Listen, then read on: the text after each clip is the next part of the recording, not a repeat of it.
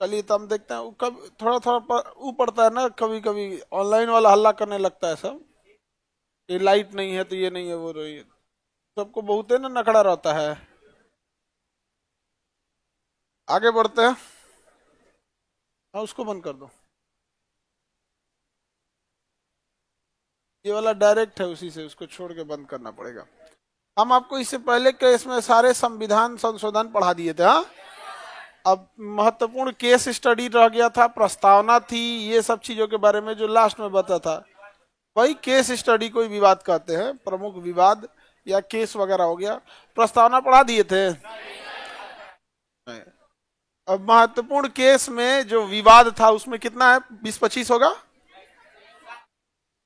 हाँ नहीं, आपको 5 वहां दिया है, 25 पढ़ना है आपको, ठीक है। टोटल कितना पढ़ना है, 25। बहुत बहुत उसमें इंदिरा साहनी बनाम भारत सरकार क्या था, सायरा बानो क्या था, शाह बानो क्या था, बिल्किस बानो। 3 तो प्रमुख डिसीजन आए थे सरकार सुप्रीम कोर्ट का।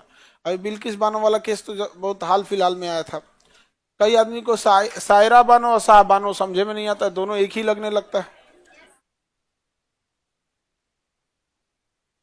चले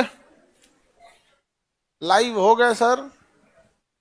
चलिए तो बता देखते हैं हम इसके आगे। आपको संविधान संशोधन तो सारा पढ़ा दिए हैं, याद है कि नहीं? याद है? बताइए तो। पहला संविधान संशोधन भूमि सुधार कब लागू हुआ? 1951। अब हम बोलते चलते हैं, आप बताते चलिएगा। भाषाई राज्यों को मान्यता।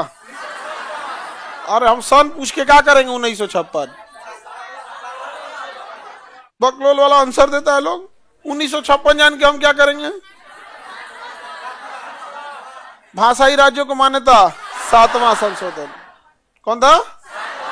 7वां। पंजाब राज्य का पुनर्गठन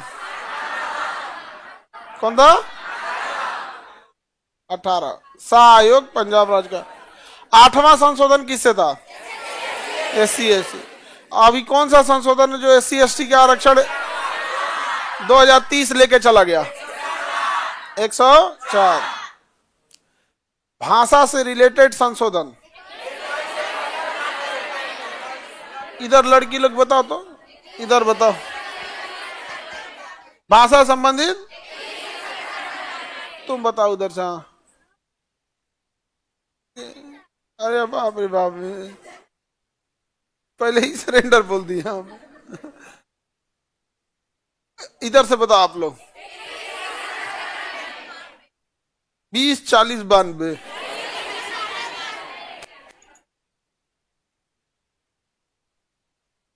21, 71, 92। 92। 21, 71, 92 किससे संबंधित है? भाषा। 21, 71, 92 भाषा, भाषा संबंधित। Any problem?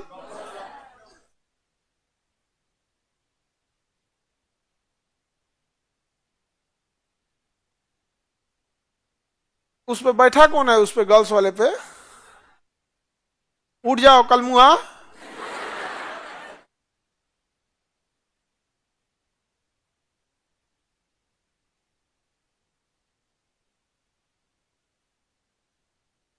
वही वही राष्ट्रपति।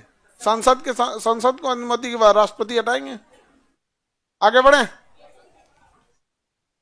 ये याद हो गया? ये तो आप लोग को याद ही है। सिक्किम सह राज्य बना, सिक्किम पूर्ण राज्य बना। भारतीय संविधान का गला घोटने वाला। हा? सरकार एकात्मक हो गई। राष्ट्रपति को एक बार मौका दिया गया, एक भी मौका नहीं दिया गया। संपत्ति का अधिकार, संपत्ति का अधिकार। मूल कर्तव्य, मूल कर्तव्य। प्रस्तावना में संशोधन, प्रस्तावना में 42।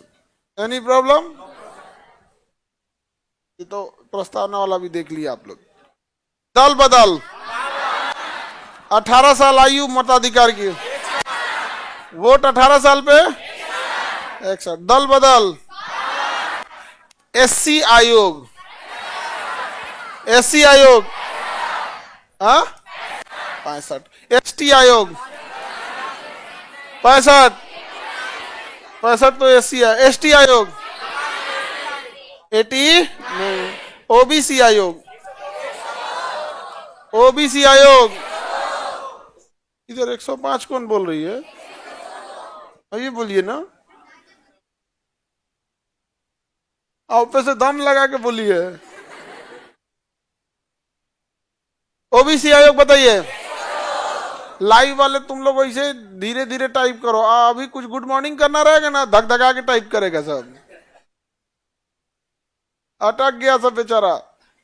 ओबीसी आयोग 102 और ईडब्ल्यूएस, ईडब्ल्यूएस, ईडब्ल्यूएस 10% है ना, कितना 103, ईडब्ल्यूएस 103।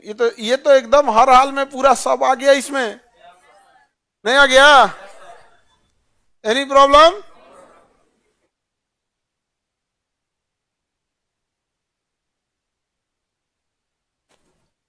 जीएसटी, जीएसटी, ओबीसी आयोग, ईडब्ल्यूएस 103।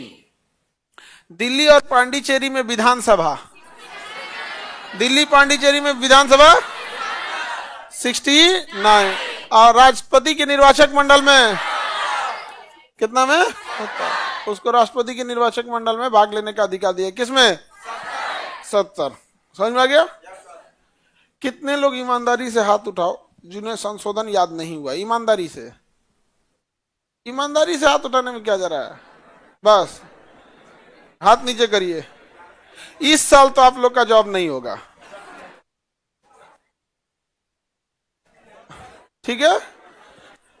इस साल तो नहीं होगा फिर, समझे? और अगर इस साल होने की संभावना 10% है ना, तो अगले साल होने की संभावना 2% बचेगी। समझ में आ गया ना?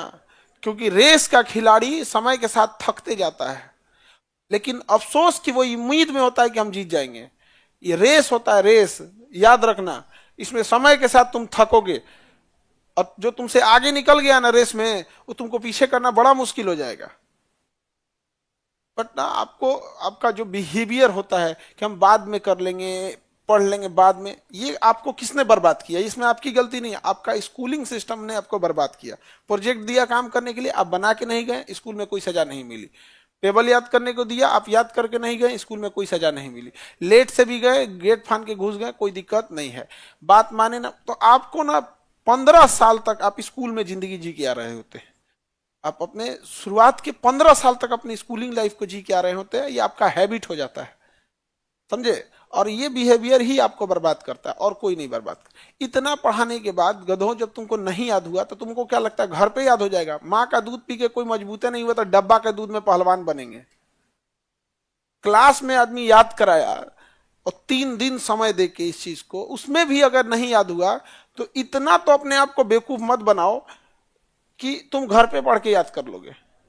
जितने भी बच्चे होते हैं ना, जिनका रिजल्ट होता है, उनकी एक खासियत होती है ना कि वो किसी चीज को पेंडेंसी नहीं रखते हैं कि हम बाद में पढ़ेंगे। तुम किसी भी टॉपर को देख लो या जिनका रिजल्ट होने वाला रहता है, हम हम इंडिविजुअल लक्षण बता देता है किसका होगा किसका नहीं होगा। लेकिन कई बार क्या होता है ना, जितने ही गधवा है सब ना, इनके अंदर उत्साह बहुत होता है। हम पढ़ना चाहेंगे तो 6 महीना में ऐसा पढ़ देंगे, तुम्हारी औकात नहीं है।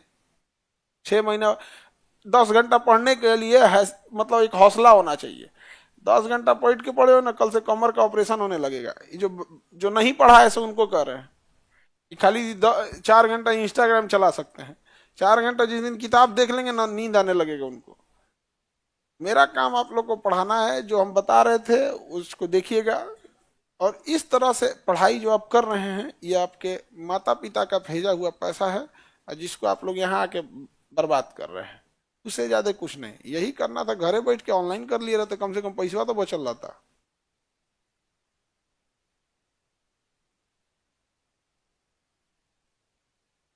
खड़ा हो तो बाबू, खड़ा हो जाओ, उसको खड़ा करो, तो उसको खड़ा करो, अदरवाइज में उधर से हम सबको भगाएंगे। अभी नहीं समझे? खड़ा कर, हाँ बाबू खड़ा कर उसको।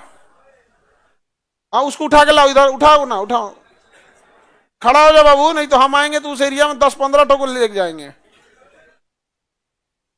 खड़ा कर। हाँ उठ, इधर आओ बाबू, उसको खड़ा कर, नहीं तो हम सब जना को ले जाएंगे। आवाजिए यहाँ से काटो तो, ऑनलाइन का काट दो बस।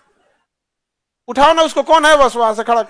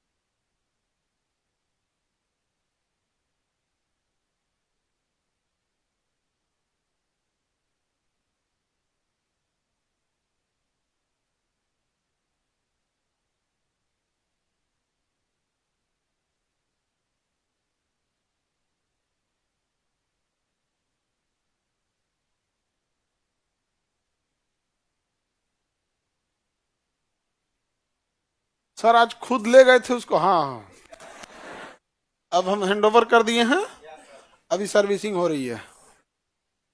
एकदम नौटंकी करके रखा है सब। उसके बाद सबसे ज्यादा रोएगा सब हिंदी मीडियम वालों का रिजल्ट नहीं होता है। लक्षण देखियो,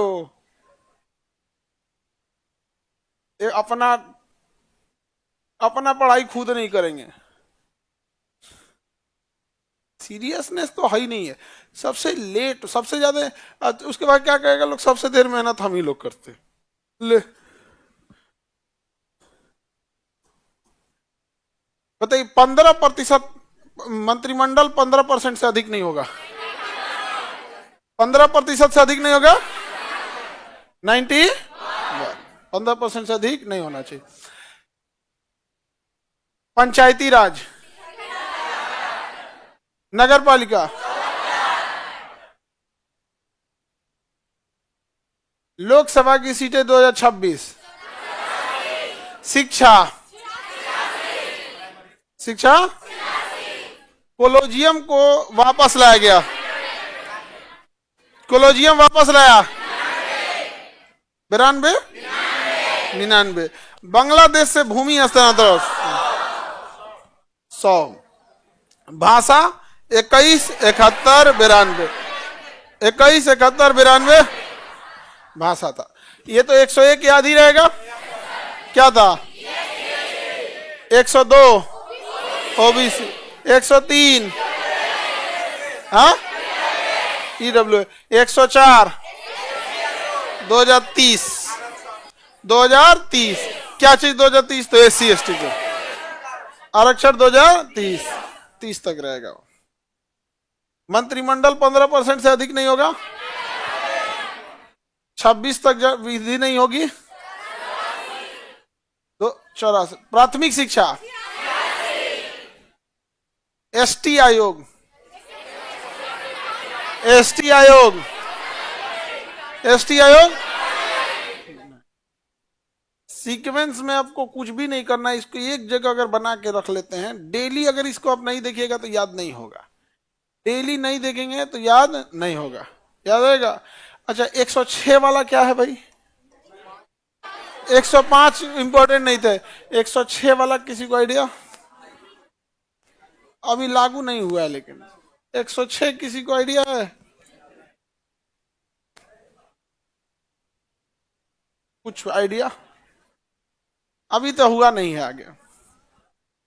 महिलाओं के लिए 33% 1/3 सीटें रिजर्व कर दी गई है ना, तो अभी तो हुआ नहीं है। अरे बिहार में कहाँ लागू है? तो पंचायती में है। लोकसभा बिहार का है क्या? और जब बात करता है लोकसभा में रिजर्व किया गया है तो कह रहा है बिहार में लागू है, तो पंचायत में लागू है। और पंचायत में 1/3 लागू है गधा, पंचायत में 1/2 है। हाँ अन्य राज्य में 1/3 है, यहाँ पे क्या है? 1/2, 1/2 है। 1 नेशन 1 इलेक्शन आ पाया? डिजॉल्व हो गया। अरे नहीं हो पाया था यार, उसके कई पॉजिटिव और निगेटिव सारी चीजें बता दिए थे। 1 नेशन 1 इलेक्शन, क्योंकि अगर इलेक्शन नहीं रहेगा तो कोई डरेगा ही नहीं, कोई डरेगा नहीं। अभी बीपीएससी में जो धांधली हुआ, ये क्यों इस बात पे गवर्नमेंट डर रही है? क्योंकि इलेक्शन ईयर है, पूरा का पूरा क्या है? इलेक्शन ईयर है। अभी एकदम बीपीएससी थोड़ा सा प्रशासन के दमनकारी रवैया की वजह से एकदम शिथिल पड़ गया था, एकदम क्या हो गया? शिथिल। तो ऐसा नहीं है कि बच्चों का उत्साह कम हुआ है या बच्चे लोगों ने उम्मीद छोड़ा है, ऐसा नहीं है। हम लोग आ रहे हैं, समझ में आ गया कि नहीं आ गया? अब एकदम पूरा दोबारा हो गया ये चीजें, और जहां भी अब जिनके साथ भी अन्याय हुआ है उसको थोड़े होने दिया जाएगा। और आज उनके साथ अन्याय हुआ है, आप फाउंडेशन बैच के हैं, आप उनसे जूनियर हैं, अगर उनके लिए आप चुप रहेंगे तो आपके लिए कौन आवाज उठाएगा? कोई नहीं बोलने वाला है आपके लिए। और फिर आप ही संघर्ष, यहाँ पढ़ लिख के पूरा बढ़िया से पता चलेगा वहां आपका कोई सीट बेच दिया।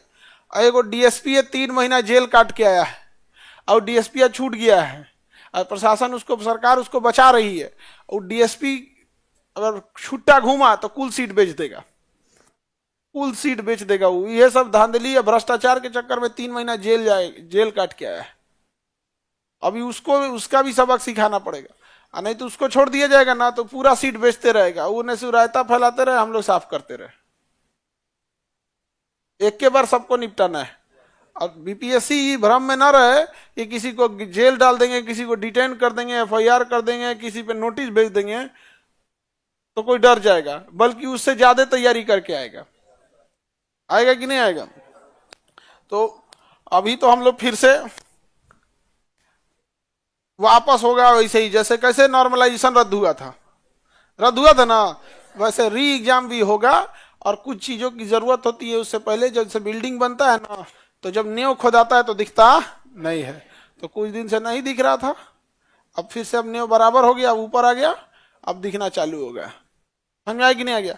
कई आदमी कह रहे हैं कि मामला हाई कोर्ट में है तो क्या जरूरत है बोलने की। हाई कोर्ट में मामला है, सरकार पे प्रेशर नहीं बनाएंगे लोग ना, इधर सरकार को उड़ेंगे लोग, तो फिर इलेक्शन के टाइम विद्यार्थी उड़ने लगेगा बाहर में। अरे आज विद्यार्थियों की परीक्षा है, 6 महीना बाद सरकार की परीक्षा होगी, लगा देगा वहां नॉर्मलाइजेशन। कैसे लगा दिया था 2024 में मोदी जी पे जीएसटी? नहीं तो उनका उनका लक्ष्य कहाँ खराब था, फर्स्ट क्लास 400 पार का लक्ष्य था। बट क्या हो गया ना कि उस पर जीएसटी लगा दिया सब, समझे, गड़बड़ हो गया। 40% जीएसटी लगाया था सब, तब ना जाके 140 240 पर अटक गए।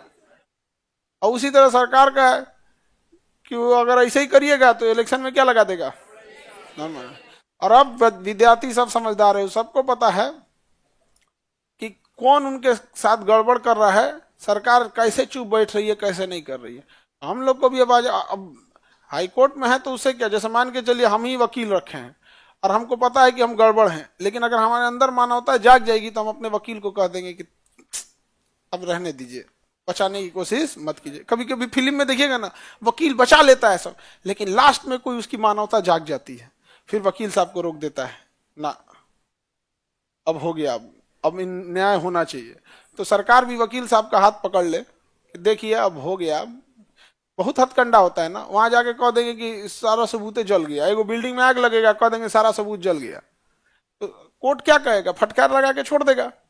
तो बस वो आग ना लगे इसलिए हम इधर पहले ही से धुआं सुलगा दिए, क्योंकि अगर किसी बिल्डिंग में आग लगी और सरकार ये दिखाने की कोशिश की कि सबूत जल गया, तो हम पहले से बता दे रहे हैं कि पहले हम लोग का धुआं हो चुका है इधर, इसमें हुमाद में के झुलस जाएगा, पता नहीं चलेगा।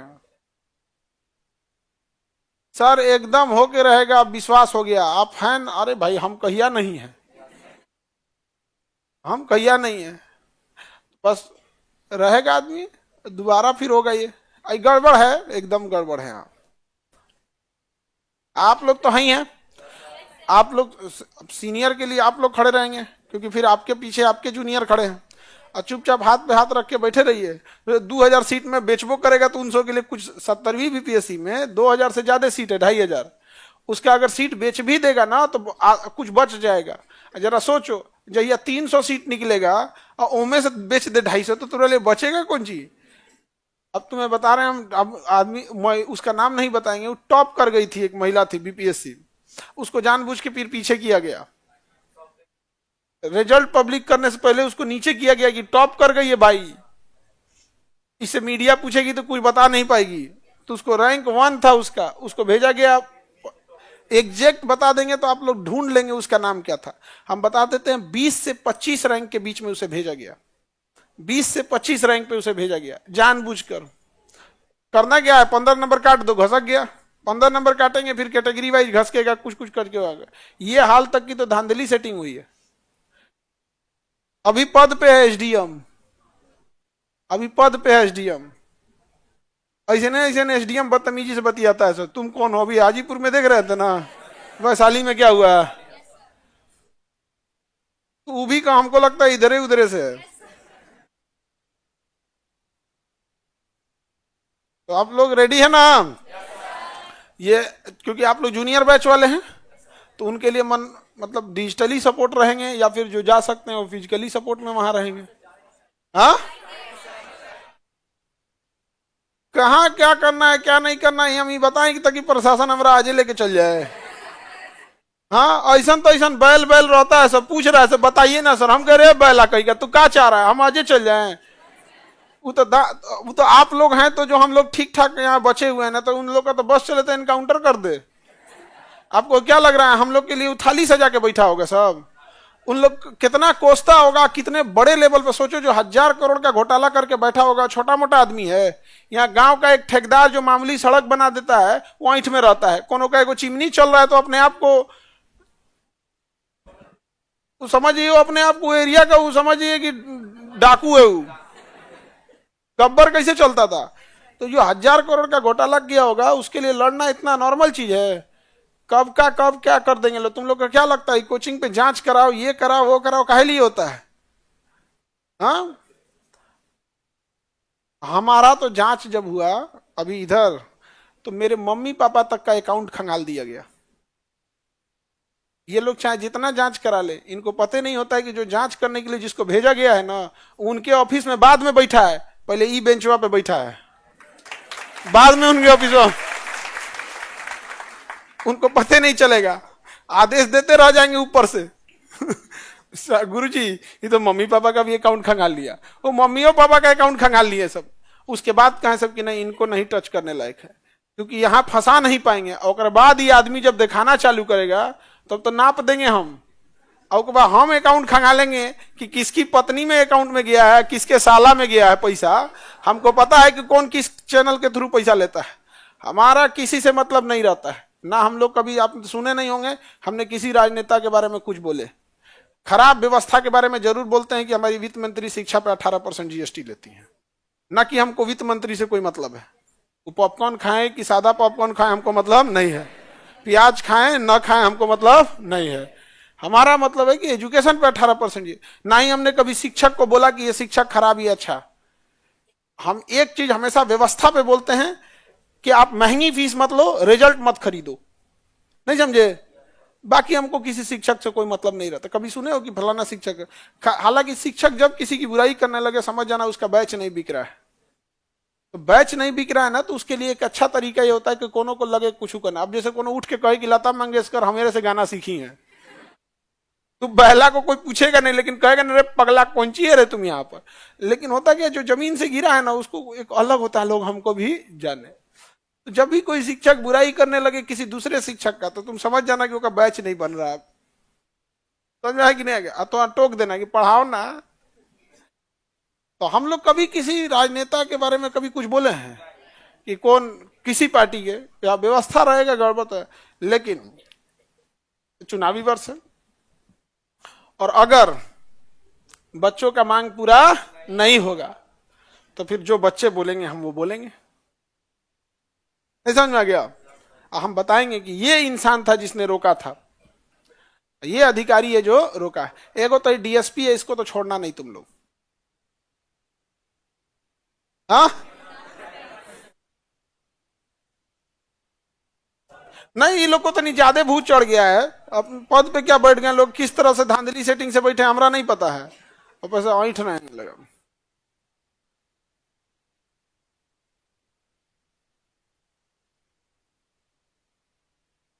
आगे बढ़े।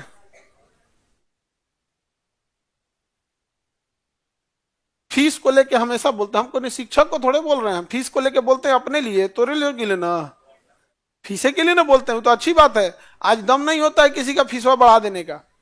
आज जितने शिक्षक लोग खाओ खाओ खाओ करते हैं ना, ये सब वही है जिनकी फीस कल को हजारों रुपए थी, लाखों थी।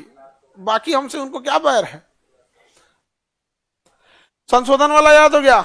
अब इसके बाद प्रस्तावना है। संशोधन के बाद क्या है, प्रस्तावना है।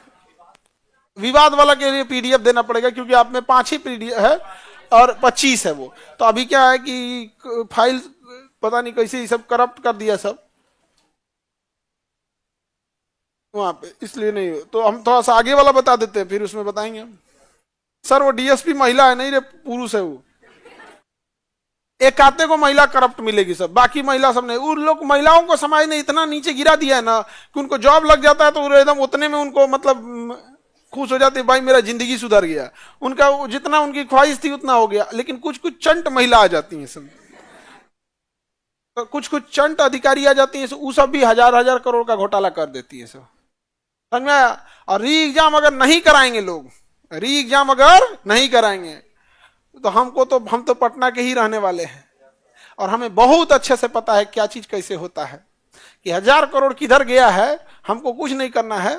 हमारा ये ब्लैक बोर्ड केवल पढ़ाने के काम में नहीं आता है, कई बार ये डेटा भी दिखाने के काम में आएगा कि देखिए फलाना के अकाउंट में से इस अकाउंट में गया, यहां से कैश निकल के सी में गया, और फिर डी की कंपनी में चला गया, और यहां से जो एफ है ये किसकी पत्नी है, किस अधिकारी की, इनके अकाउंट में आ गया।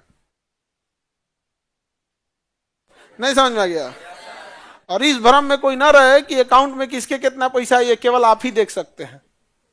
विश्वास नहीं होगा तो एक बार कहिएगा कि बताइए तो इसके अकाउंट में कितना पैसा है, बस अकाउंट नंबर दे दीजिएगा। हम क्या कहें कि वो आदेश बस दे सकते हैं, ये पता करो तो। लेकिन जो उनके ऑफिस में अधिकारी बैठा है वो बाद में कुर्सी पे बैठा है, पहले हमारे यहाँ लकड़ी के बेंच पे बैठा है। और इतना तो हम जरूर कहेंगे गुरुदक्षिणा दे देते हैं सब। कुछ ही मांगते हैं, हम क्लब की तरह अंगूठा थोड़े मांगे, हम बस इतना कहेंगे बबुआ गुरु दक्षिणा के रूप में ये दे दे। गुरु जी क्या बात कर रहे हैं, लीजिए। क्या समझ रहे हैं लोग, उनके लिए वो काम कर रहा है पैसा पे, सैलरी पे, हमारे लिए कर रहा है मानवता पे। उसको पता है गुरु जी हमारा खातिर लड़े थे। ऐसा ऐसा लोग को जॉब दिला है ना, जिनके घर में कभी सोचे नहीं थे वो लोग। यहाँ वो लोग ये बात सोच रहा था कि दो भाई में एक भाई दिल्ली मजदूरी करेगा, एक भाई गुजरात जाके मजदूरी करेगा। और वो भाई जब अधिकारी बैठा है सब, तब तो भाई टेंशन है, तुम लोग के साथ हक नहीं मारा जाएगा। चलिए तो हम लोग अब देखते हैं आगे, लाओ तो बाबू एक बार मटेरियल देखें। वरीयता क्रम पढ़ा दिए हैं, कहाँ पढ़ा है वरीयता, उसके बाद राष्ट्रीय प्रस्तावना कहाँ से तुम सीधे लेके चला आया, कहाँ है, यहाँ चला है। हाँ, हाँ तो अभी ये ना चलेगा, तो तुम सीधे प्रस्तावना लेके चला आया। वरीयता क्रम को देखना है, ये बीपीएससी में क्वेश्चन पूछा था हायर सीनियरिटी का। सबसे सीनियर कौन होंगे भैया, सबसे सीनियर राष्ट्रपति, राष्ट्रपति के बाद उप राष्ट्रपति, राष्ट्रपति के बाद उपराष्ट्रपति, उसके बाद प्राइम मिनिस्टर, प्राइम मिनिस्टर, उसके बाद राज्यपाल। कौन होंगे, राज्यपाल। बट यहां एक कंफ्यूजन है यार, राज्यपाल के बाद पूर्व राष्ट्र, भूतपूर्व कहिए या पूर्व राष्ट्रपति कहिए, एक्स प्रेसिडेंट, एक्स, हाँ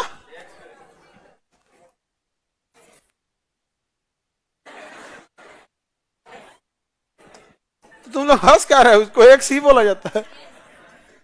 हाँ तुम लोग उसको समझ गया, वो एक्स तो लड़की सबका होता है, लड़का सबका तो A B C D E X Y Z सब होता है इन सब का।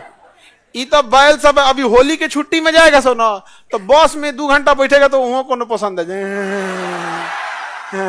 अरे छोटा तुम बस में जा रहा है, 2 से 4 घंटे का सफर है, शांति से तो उतर जो यहाँ पे भी नहीं जाऊंगा। आई कम ऐसा बगलिया में सहेली से पूछेगी, हम ही को ना देख रहा है, हम ही को देख रहा है, तू और निकाल के यहाँ पे। हाँ तो बताओ, तो तुम यहाँ पे ये वाला तुमको समझ में आया कि नहीं?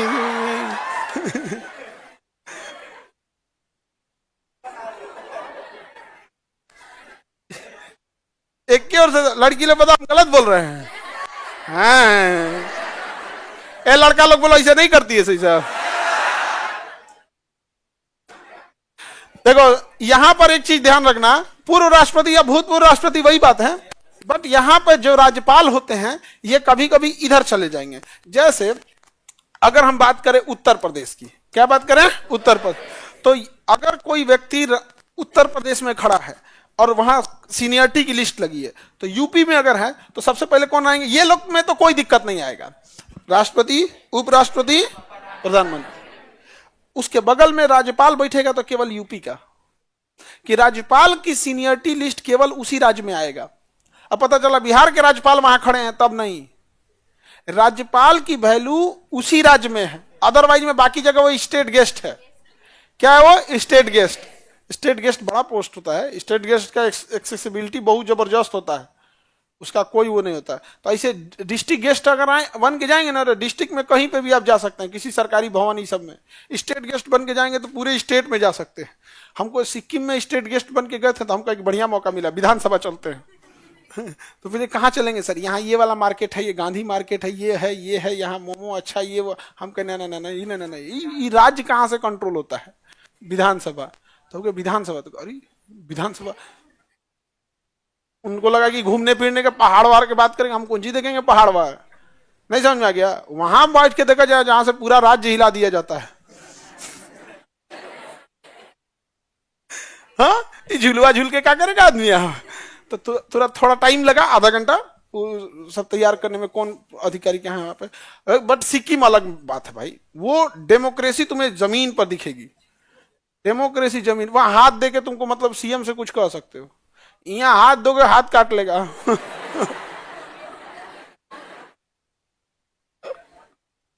ट्रू ट्रू डेमोक्रेसी देखने को मिला। लोकतंत्र जो बाबा साहब अंबेडकर जिसने कल्पना किया था, लोकतंत्र मतलब लोकतंत्र क्या होता है, वहां हमने देखा था इस चीज को। जाम में सीएम भी फंसे थे। पहाड़ी एरिया सड़कें ज्यादा चौड़ी नहीं होंगी, तो जेन्युइन बात है वहां जाम लगना मजबूरी है। या बिहार में जाम लगना तो सौखे जाम लगाता है, पातर सड़क बना दिया बैलगाड़ी निकलने वाला, वहां तो मजबूरी है ना कि आप पहाड़ पे एक लिमिट भर ही काट सकते हैं, ढेर चौड़ा करेंगे पहाड़ में गिर जाएगा, तो जाम में फंसेंगे तो वो भी फंसे। ये चीज ठीक है, वहां पे डेमोक्रेसी ठीक ठाक है। तो राज्यपाल जो है ना हमेशा यहां नहीं रहेंगे हायरार्की में। तो सपोज कीजिए कि अगर लखनऊ में कोई मीटिंग हो रही है, लखनऊ में, और वहां पर बिहार यूपी के भी राज्यपाल हैं, राजस्थान के भी राज्यपाल हैं, तो वहां पर चौथे नंबर पे कुर्सी क्या राजस्थान के राज्यपाल की लगेगी कि केवल यूपी के? अब बाकी वो चल जाएंगे फिर कहीं और, मंत्री वाले के लिस्ट में चल जाएंगे, गेस्ट वाले मंत्री वाले की लिस्ट में। तो ये केवल ये राज्यपाल हायरार्की में कब आएंगे? हाँ,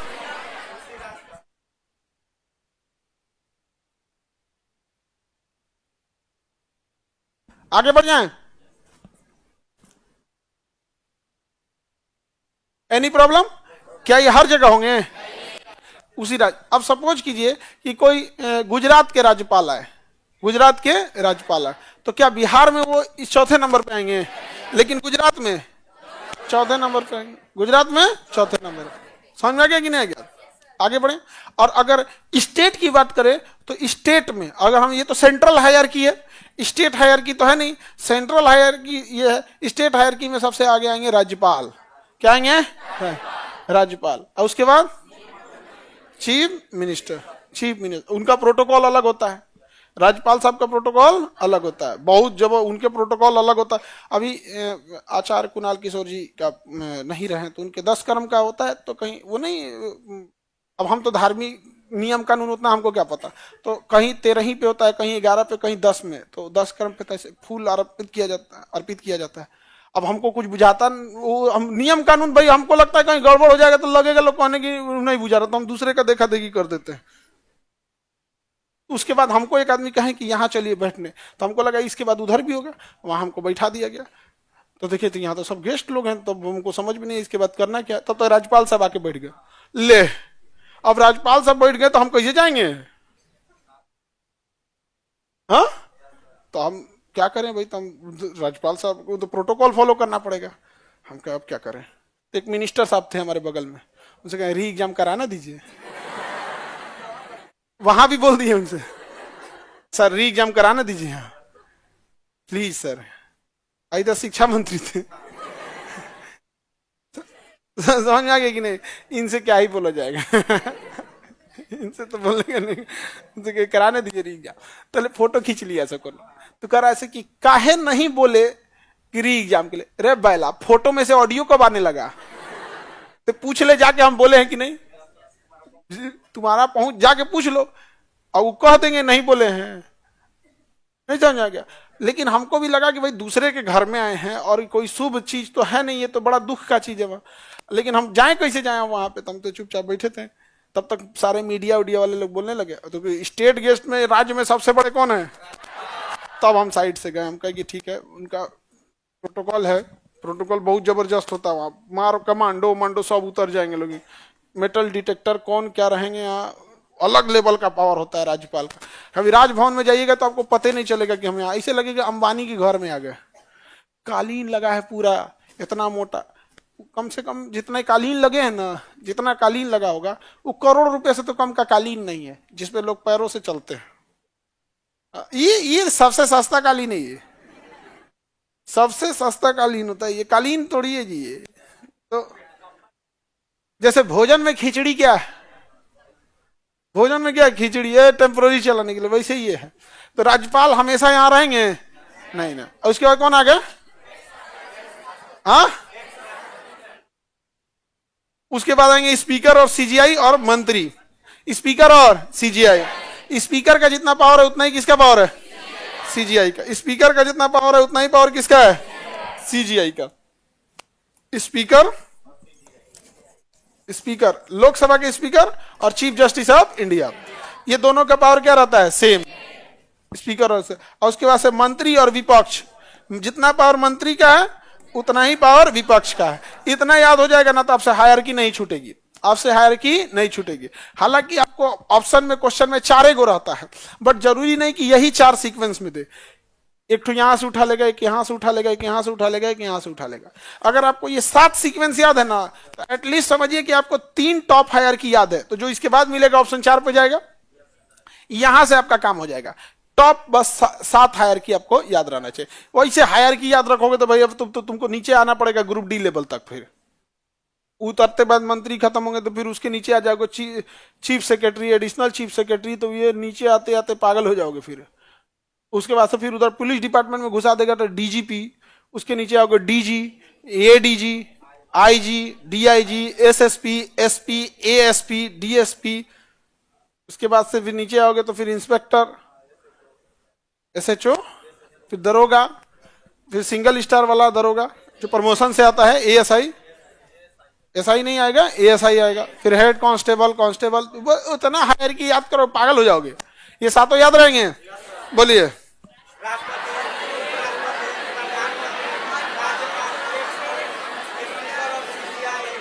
विपक्ष, विपक्ष, विपक्ष, हाँ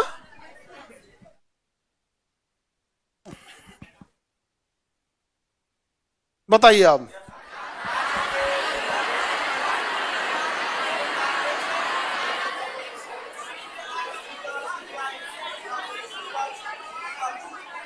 विपक्ष, हाँ विपक्ष।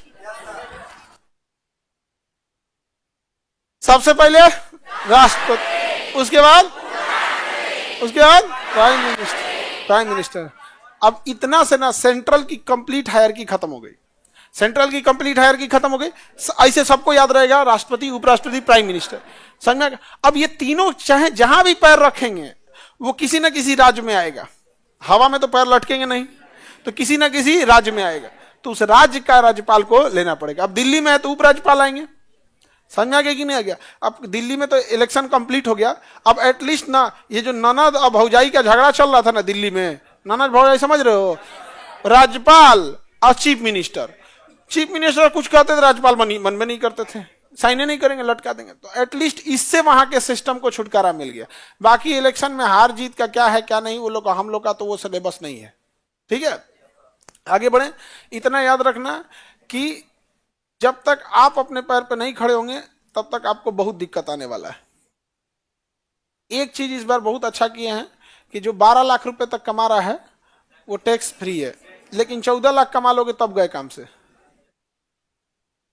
ये उसी के लिए है जो 12 लाख कमा रहा है या 12 लाख से कम है, उससे ज्यादा कमाओ तो फिर घेरा जाओगे, ठीक है। खैर ठीक है, ये हम निर्मला सीतारमण जी का इस फैसले का बहुत सैल्यूट करते हैं, क्योंकि ना मिडिल क्लास के लिए बहुत अच्छी चीज है, ये मिडिल क्लास के लिए बहुत अच्छी चीज है। लेकिन जो उन्होंने शिक्षा पे 18% जीएसटी लगा दी है,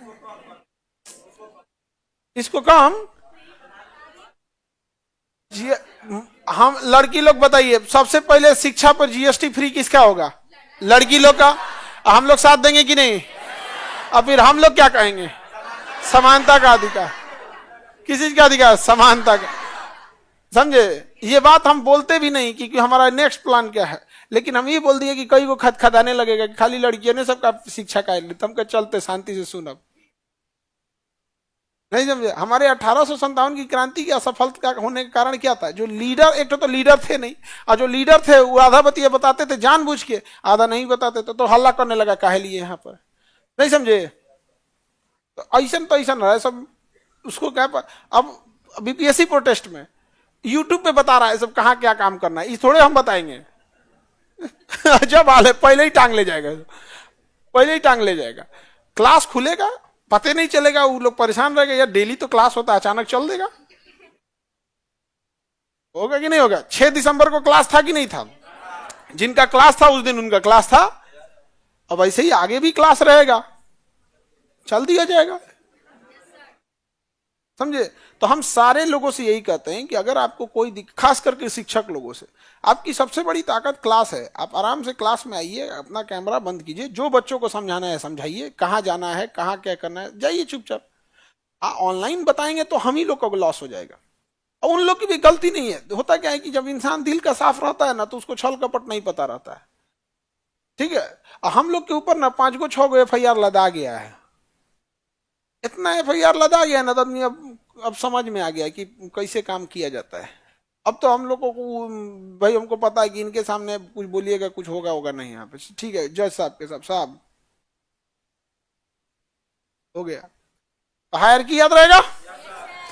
तो ये तो राज्य वाला तो मजबूरी में चलाएगा, ये मजबूरी में आ जाएगा कि नहीं आ जाए, क्योंकि अभी बताओ कहीं ना किसी भी राज्य में पैर रखोगे तो भाई किसी ना किसी स्टेट में ही आएगा, तो ये मजबूरी में आ जाएगा। उसके बाद एक्स राष्ट्रपति कौन आएंगे, एक्स स्पीकर और CGI, स्पीकर और मंत्री और विपक्ष, स्पीकर और CGI, मंत्री और विपक्ष, स्पीकर और CGI, मंत्री और, एनी प्रॉब्लम, ये तो हायरार्की खत्म।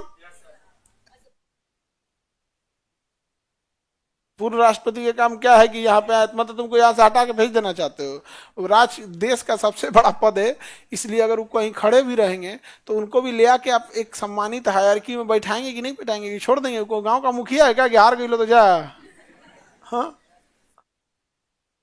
तो उसको इसीलिए रखना होता है कि बहुत बड़ा पोस्ट पे था, रिटायर हो गया उसके बाद भी उसकी अहमियत है, लेकिन इतना बूढ़ा पे रिटायर करता है कि उसके बाद उनको चलल फिरल नहीं जाता है, रिटायर होने के बाद चलल फिरल नहीं जाता है उनको। आगे बढ़े, ED, अरे बाप हो बाप, ED इन्फोर्समेंट डायरेक्टरेट, ED प्रवर्तन निदेशालय। अभी सबसे ज्यादा पावरफुल कौन घूम रहा है, हाँ, prevention of money laundering act, prevention of money laundering act, PMLA, prevention of money laundering act, ऐसे करके एक कानून लाया है, इसी के अंदर है, पहले ये नहीं था, यहाँ पे PMLA कानून था। ये ED जो है इसका काम है कि भाई कहीं भी पैसे की लेन देन होगी तो ये एंट्री कर जाएगा, ठीक है, पैसे की एंट्री होगा तो एंट्री कर जाएगा। तो इसके पास ये सबसे जबरदस्त पावर है, आपको अरेस्ट करके आपके ऊपर क्या लगा देगा, PMLA। ये एग्जैक्ट वैसे ही है जैसे निवारक निरोध अधिनियम था, प्रिवेंटिव डिटेंशन जैसे था ना, प्रिवेंटिव डिटेंशन, तो अगर किसी को ले जाना है तो क्या कर दिए, प्रिवेंटिव डिटेंशन लगा दीजिए, तो वही क्या हो गया, PMLA हो गया। अब इसमें गिरफ्तार कर देगा आपको ना, तो आप बताइए कि आपने गलती नहीं किया था, अब आपको बंद कर देगा जेल के अंदर। तो बड़ा लंबा इनका क्या होता है, पावर होता है। अब जैसे अभी के और सरकार पे लोग आरोप लगाते हैं अभी के टाइम पे कि सरकार बहुत ज्यादा ED का मिसयूज करती है, एग्जैक्ट ही इतना ही मिसयूज CBI का हुआ था मनमोहन सिंह के समय। तो मनमोहन सिंह के समय सबसे ज्यादा दुरुपयोग किसका हुआ, अब मोदी जी के समय ED का। समझ में आ गया कि नहीं गया, तुम लोग की लड़ाई उड़ाई लड़ने के चक्कर में हम लोग को भी ले जाएगा ऐसा नहीं है, समझ में आ गया कि नहीं आ गया। लेकिन बहुत ज्यादा अब गौर से अगर देखेंगे यहाँ पे, तो अब मनमोहन सिंह के समय सबसे ज्यादा मिसयूज किसका, CBI का हुआ था, इधर ED का। सबसे जबरदस्त इनका कानून का PMLA कानून, जिनको भी ले गया prevention of money laundering act के तहत गया था।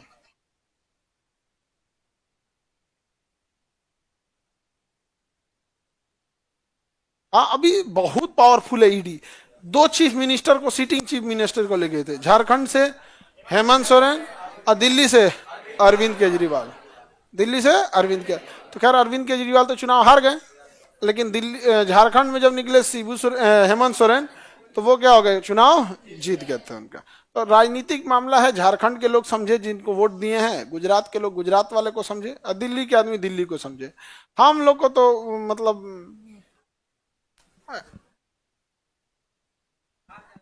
तो तबीयत खराब हो गया। आगे बढ़े, उधर से उसका तबीयत खराब है, आगे बढ़ जाए बाबू। ED समझ में आ गया, यहाँ पे इसको समझ में आया आप लोग।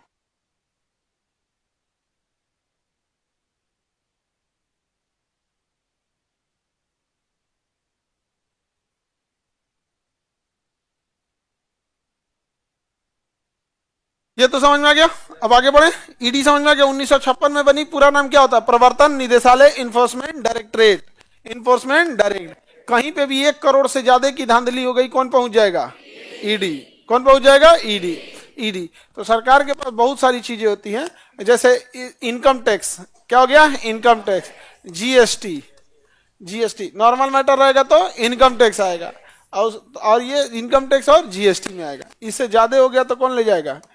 ईडी। अगर गवर्नमेंट को लंबे टाइम के लिए अंदर करना है तो किसको कर देगा? हाँ, ईडी को। ऐसे इनकम टैक्स और जीएसटी में आदमी आएगा तो इसे हो जाता है, मतलब वो तो नॉर्मल रहता है। हम लोग तो इसको हम लोग क्या करते हैं कि पैसे पहले ही एक पैसा दे देते हैं, लो लो, जितना टैक्स काटना होगा काट लेना, बाकी लौटा देना। लौट आया हुआ हमको। तो हम लोग ऐसे नहीं करते हैं कि यहाँ पे इसे कैसे हो गया, जितना रखना है रख लो, पूरा रखना है रख लो। क्या ना ना सर, तो पूरा हम रख कैसे सकते हैं ना, तो अब तो बताते हैं पूरा कौन चीज आप ही को रख लेते हैं। लेकिन मजबूरी है।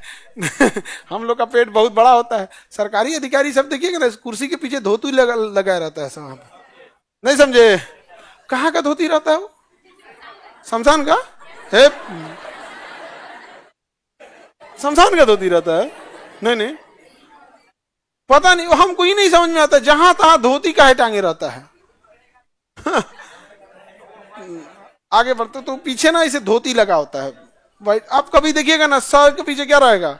धोती। हमको लगता है कहीं मिले ना तो फिर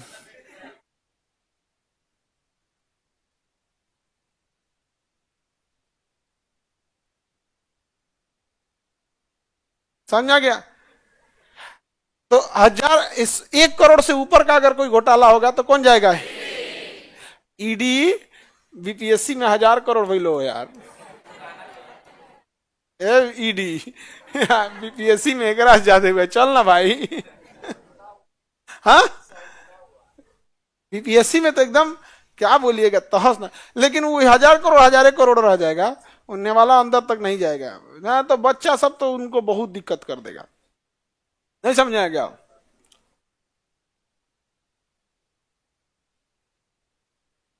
एनआईए अब क्या करेगी आगे देखते हैं हम लोग। ये बताइए, ईडी कब बनी थी? 1956। और सीबीआई 1963। पहले सीबीआई दिल्ली पुलिस का एक ब्रांच था।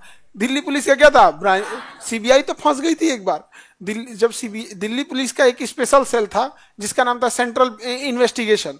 अब बाद में इसको सीबीआई में कन्वर्ट किया गया। लोकसभा राज्यसभा पास कर दिया, राष्ट्रपति साइन नहीं किए थे।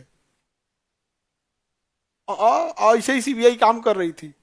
बाद में मैटर को दबा दिया गया, क्या क्या हुआ क्या नहीं हुआ। तब मोदी जी कहें कि ना ना, एकरा पे ढेर भरोसा नहीं करने लगी, अपने टेढ़ है। एकरे पे साइन नहीं किए थे राष्ट्रपति। तब मोदी जी आए, कहें कि ये ईडी काम करे। कौन करेगा? ED, enforcement director. तो 63 में कौन हो गया भैया? सीबीआई। 56 में ED. CBC, central vigilance commission, CBC. ये बहुत जबरदस्त चीज है। कोई भी अधिकारी जो है, देखिए, ईडी तो हो गई फाइनेंशियल जांच कर रही है, और सीबीआई जो है क्रिमिनल इन्वेस्टिगेशन करती है, कहीं क्राइम वगैरह हो गया तब। ऐसे मर्डर ऑर्डर हो गया, ये सब चीज हो गया तो कौन जांच करेगी? सीबीआई जांच करेगी। समझ में आ गया कि नहीं आ गया? कौन जांच करेगी? सीबीआई। अब पैसे की लेन देन है तो ईडी। अच्छा, कोई सरकारी कर्मचारी है, बदतमीजी किया, सरकारी कर्मचारी को आपने बताया कि देखिए यहाँ ये धांधली हुआ है और हम इतना सबूत दे रहे हैं आपको, फिर भी आप काम नहीं कर रहे हैं, तो ओकरा खिलाफ जाइए central vigilance commission, CBC. 1964। CBC, central vigilance commission. तो जितने अधिकारी हैं वो 2 तरह का विजिलेंस है। एक स्टेट विजिलेंस कमीशन है, एक सेंट्रल विजिलेंस कमीशन है। सेंट्रल विजिलेंस कमीशन है सीबीसी। सीबीसी। तो इस बार अगर बीपीएससी नहीं सुधरा, बीपीएस 70 बीपीएससी री एग्जाम अगर नहीं लेगा, तो इसकी शिकायत होगी सीबीसी में। किसमें होगी? सीबीसी में। सेंट्रल विजिलेंस कमीशन, सीबीसी में शिकायत होगी। समझ में आ रहा है कि नहीं आ रहा? Any problem? Central vigilance commission, CBC. आगे बढ़े। सेंट्रल विजिलेंस कमीशन समझ में आ गया? आप लोग भी अधिकारी बनिएगा तो विजिलेंस वालों से बच बचा के रहिएगा। समझ में आया? विजिलेंस वाले बड़ी जबरदस्त गिरफ्तार करते हैं। वो किसी मैटर, जैसे आपको गिरफ्तार करना होगा ना, तो किसी से अगर रिश्वत उश्वत मांग रहे होंगे तो वो आपको ना रिश्वत वालों से कह देगा ये वाला नोटवा देना। जो नोट देगा आपको, यही वाला थमाना उसको, और उसके पास सीरियल नंबर पहले से रहेगा, उसमें एक लिक्विड रहेगा। वो दे देगा आप ही को, उसके बाद वही जाके पकड़ लेगा। कई ठो तो इतना खतरनाक होते हैं, जबरदस्ती ये पकड़ के लेके चलाते हैं सब।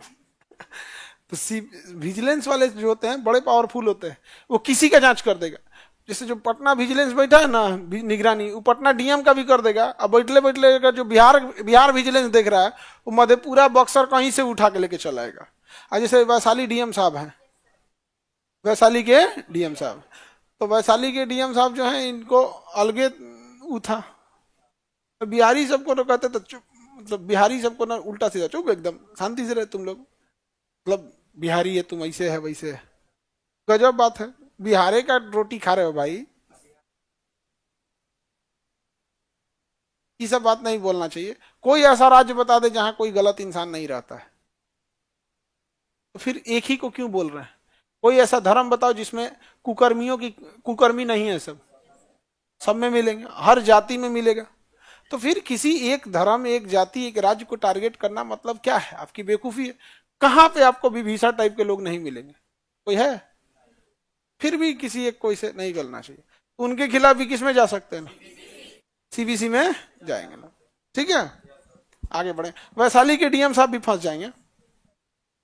उनका समस्तीपुर या उसके बाद खगड़िया ट्रांसफर होने वाला था, दो जगह था, समस्तीपुर और खगड़िया। अब वहां ट्रांसफर नहीं करेगा सर। देखो करिए, थैंक यू सर। कहाँ की हो? समस्तीपुर क्यों? डर गई थी कि ऐसा वैशाली वाला डीएम हमारे यहाँ आने वाला है।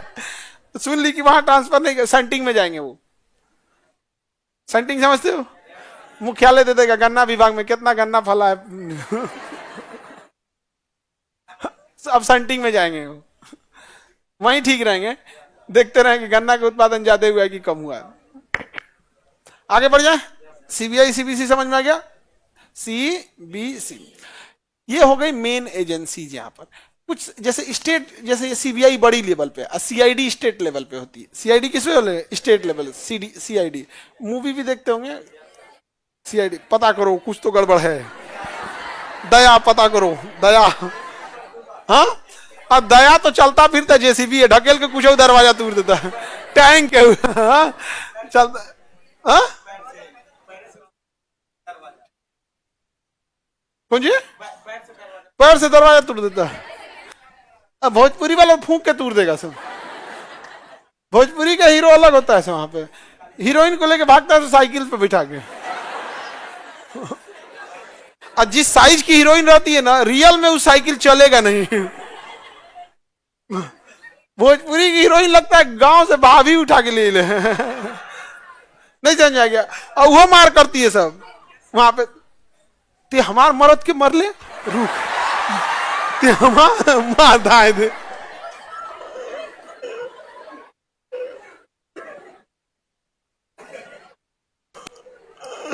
अलग लेवल का चलता भाई भोजपुरी।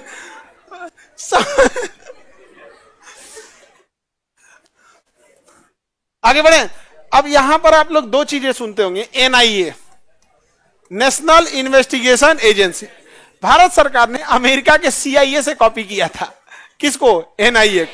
सीआईए जिसने ओसामा बिन लादेन को पकड़ लिया, सीआईए जिसने ओसामा बिन लादेन को पकड़ लिया, सीआईए जिसने बांग्लादेश की सरकार गिरा दिया, सीआईए जिसने रूस को 15 देशों में तोड़ दिया, सीआईए जिसने इजराइल के मोसाद को इतना ज्यादा ताकतवर किया, उसका नकल करके बनाया गया एनआईए, जो आज तक दाऊद इब्राहिम को नहीं पकड़ पाया।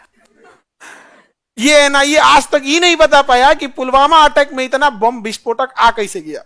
ये एनआईए ये नहीं बता पाया कि ताज होटल पे आ गए सब, इतने आतंकवादी घुस कैसे गए सब। नाम रख देने से कुछ नहीं हो जाता है। सीआईए की जगह एनआईए, उसका नाम है सेंट्रल इन्वेस्टिगेशन एजेंसी। कहा कि हम क्या लिखे? हम नेशनल इन्वेस्टिगेशन एनआईए। नहीं समझ में आ गया?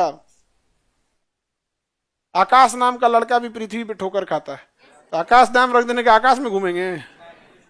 नाम रख देने से क्या चीज हो जाएगा? न जाने कितने लोग, ये लोग अच्छे से काम किए रहते, अच्छे से, तो पता नहीं क्या हुआ रहता है। लेकिन इसमें प्रॉब्लम क्या है पता है? इसमें कौन जाता है? यही एसपी जाते हैं लोग, यही पुलिस वाले। हाँ, ट्रांसफर होके जाता है। अभी तो एक तो पटना के ही थे, वही गए हैं। अब नाम नहीं बताना चाहिए प्राइवेसी को लेके, तो वही गए हैं। ठीक है, वो तेज तरार थे, हमेशा ईयरफोन लगाए रहते थे।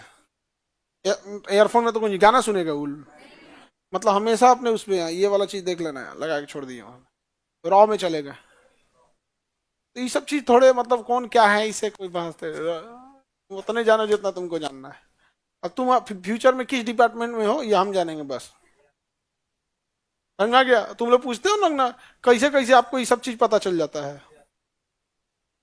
अब तुम ही बताओ, तुम्हारी ड्यूटी अंडमान निकोबार में लग जाएगी तो हम अंडमान निकोबार के बारे में गूगल पे पूछने जाएंगे, फोन करेंगे बाबू क्या क्या हो रहा है वहां पे, देखिए सर जी ऐसे ऐसे हो रहा है।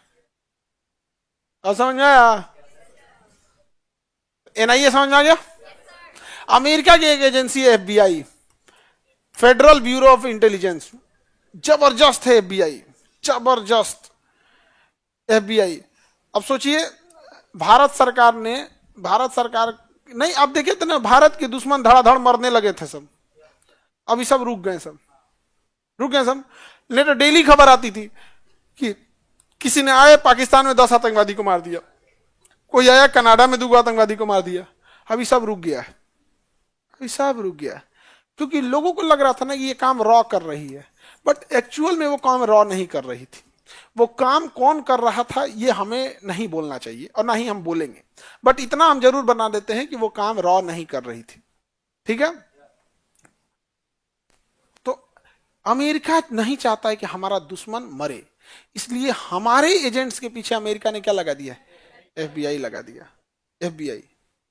अब सोचिए, अब हमारे सब जासूस थोड़ा से वो हो गए, वरना अगर ये एफबीआई नहीं लगी रहती ना तो आधा हमारे दुश्मन मरा गए रहते लोग। अज्ञात हमलावर आए मार के चले गए, वो किसी किसी को मार के चल जा रहे थे सब, पीछे कौन लग गया? एफबीआई। अब एफबीआई पहले ही जाके बता देता है कि ये वाला आदमी तुमको मारने वाला है, आप ऐसे ऐसे। एफबीआई बहुत तगड़ा है, बहुत तगड़ा। ये सब पैसा देते हैं सर रिश्वत में, जैसे तुमसे जानकारी निकालना है तो 1 करोड़ देगा सर, 1 करोड़ में तो ऐसा ऐसा बात बक देगा लोग, यहाँ पे तो कुछ कर दीजिए। अब भारत का ये इसी का कॉपी करके भारत ने क्या बना दिया? CBI, FBI, CBI. जय दादा।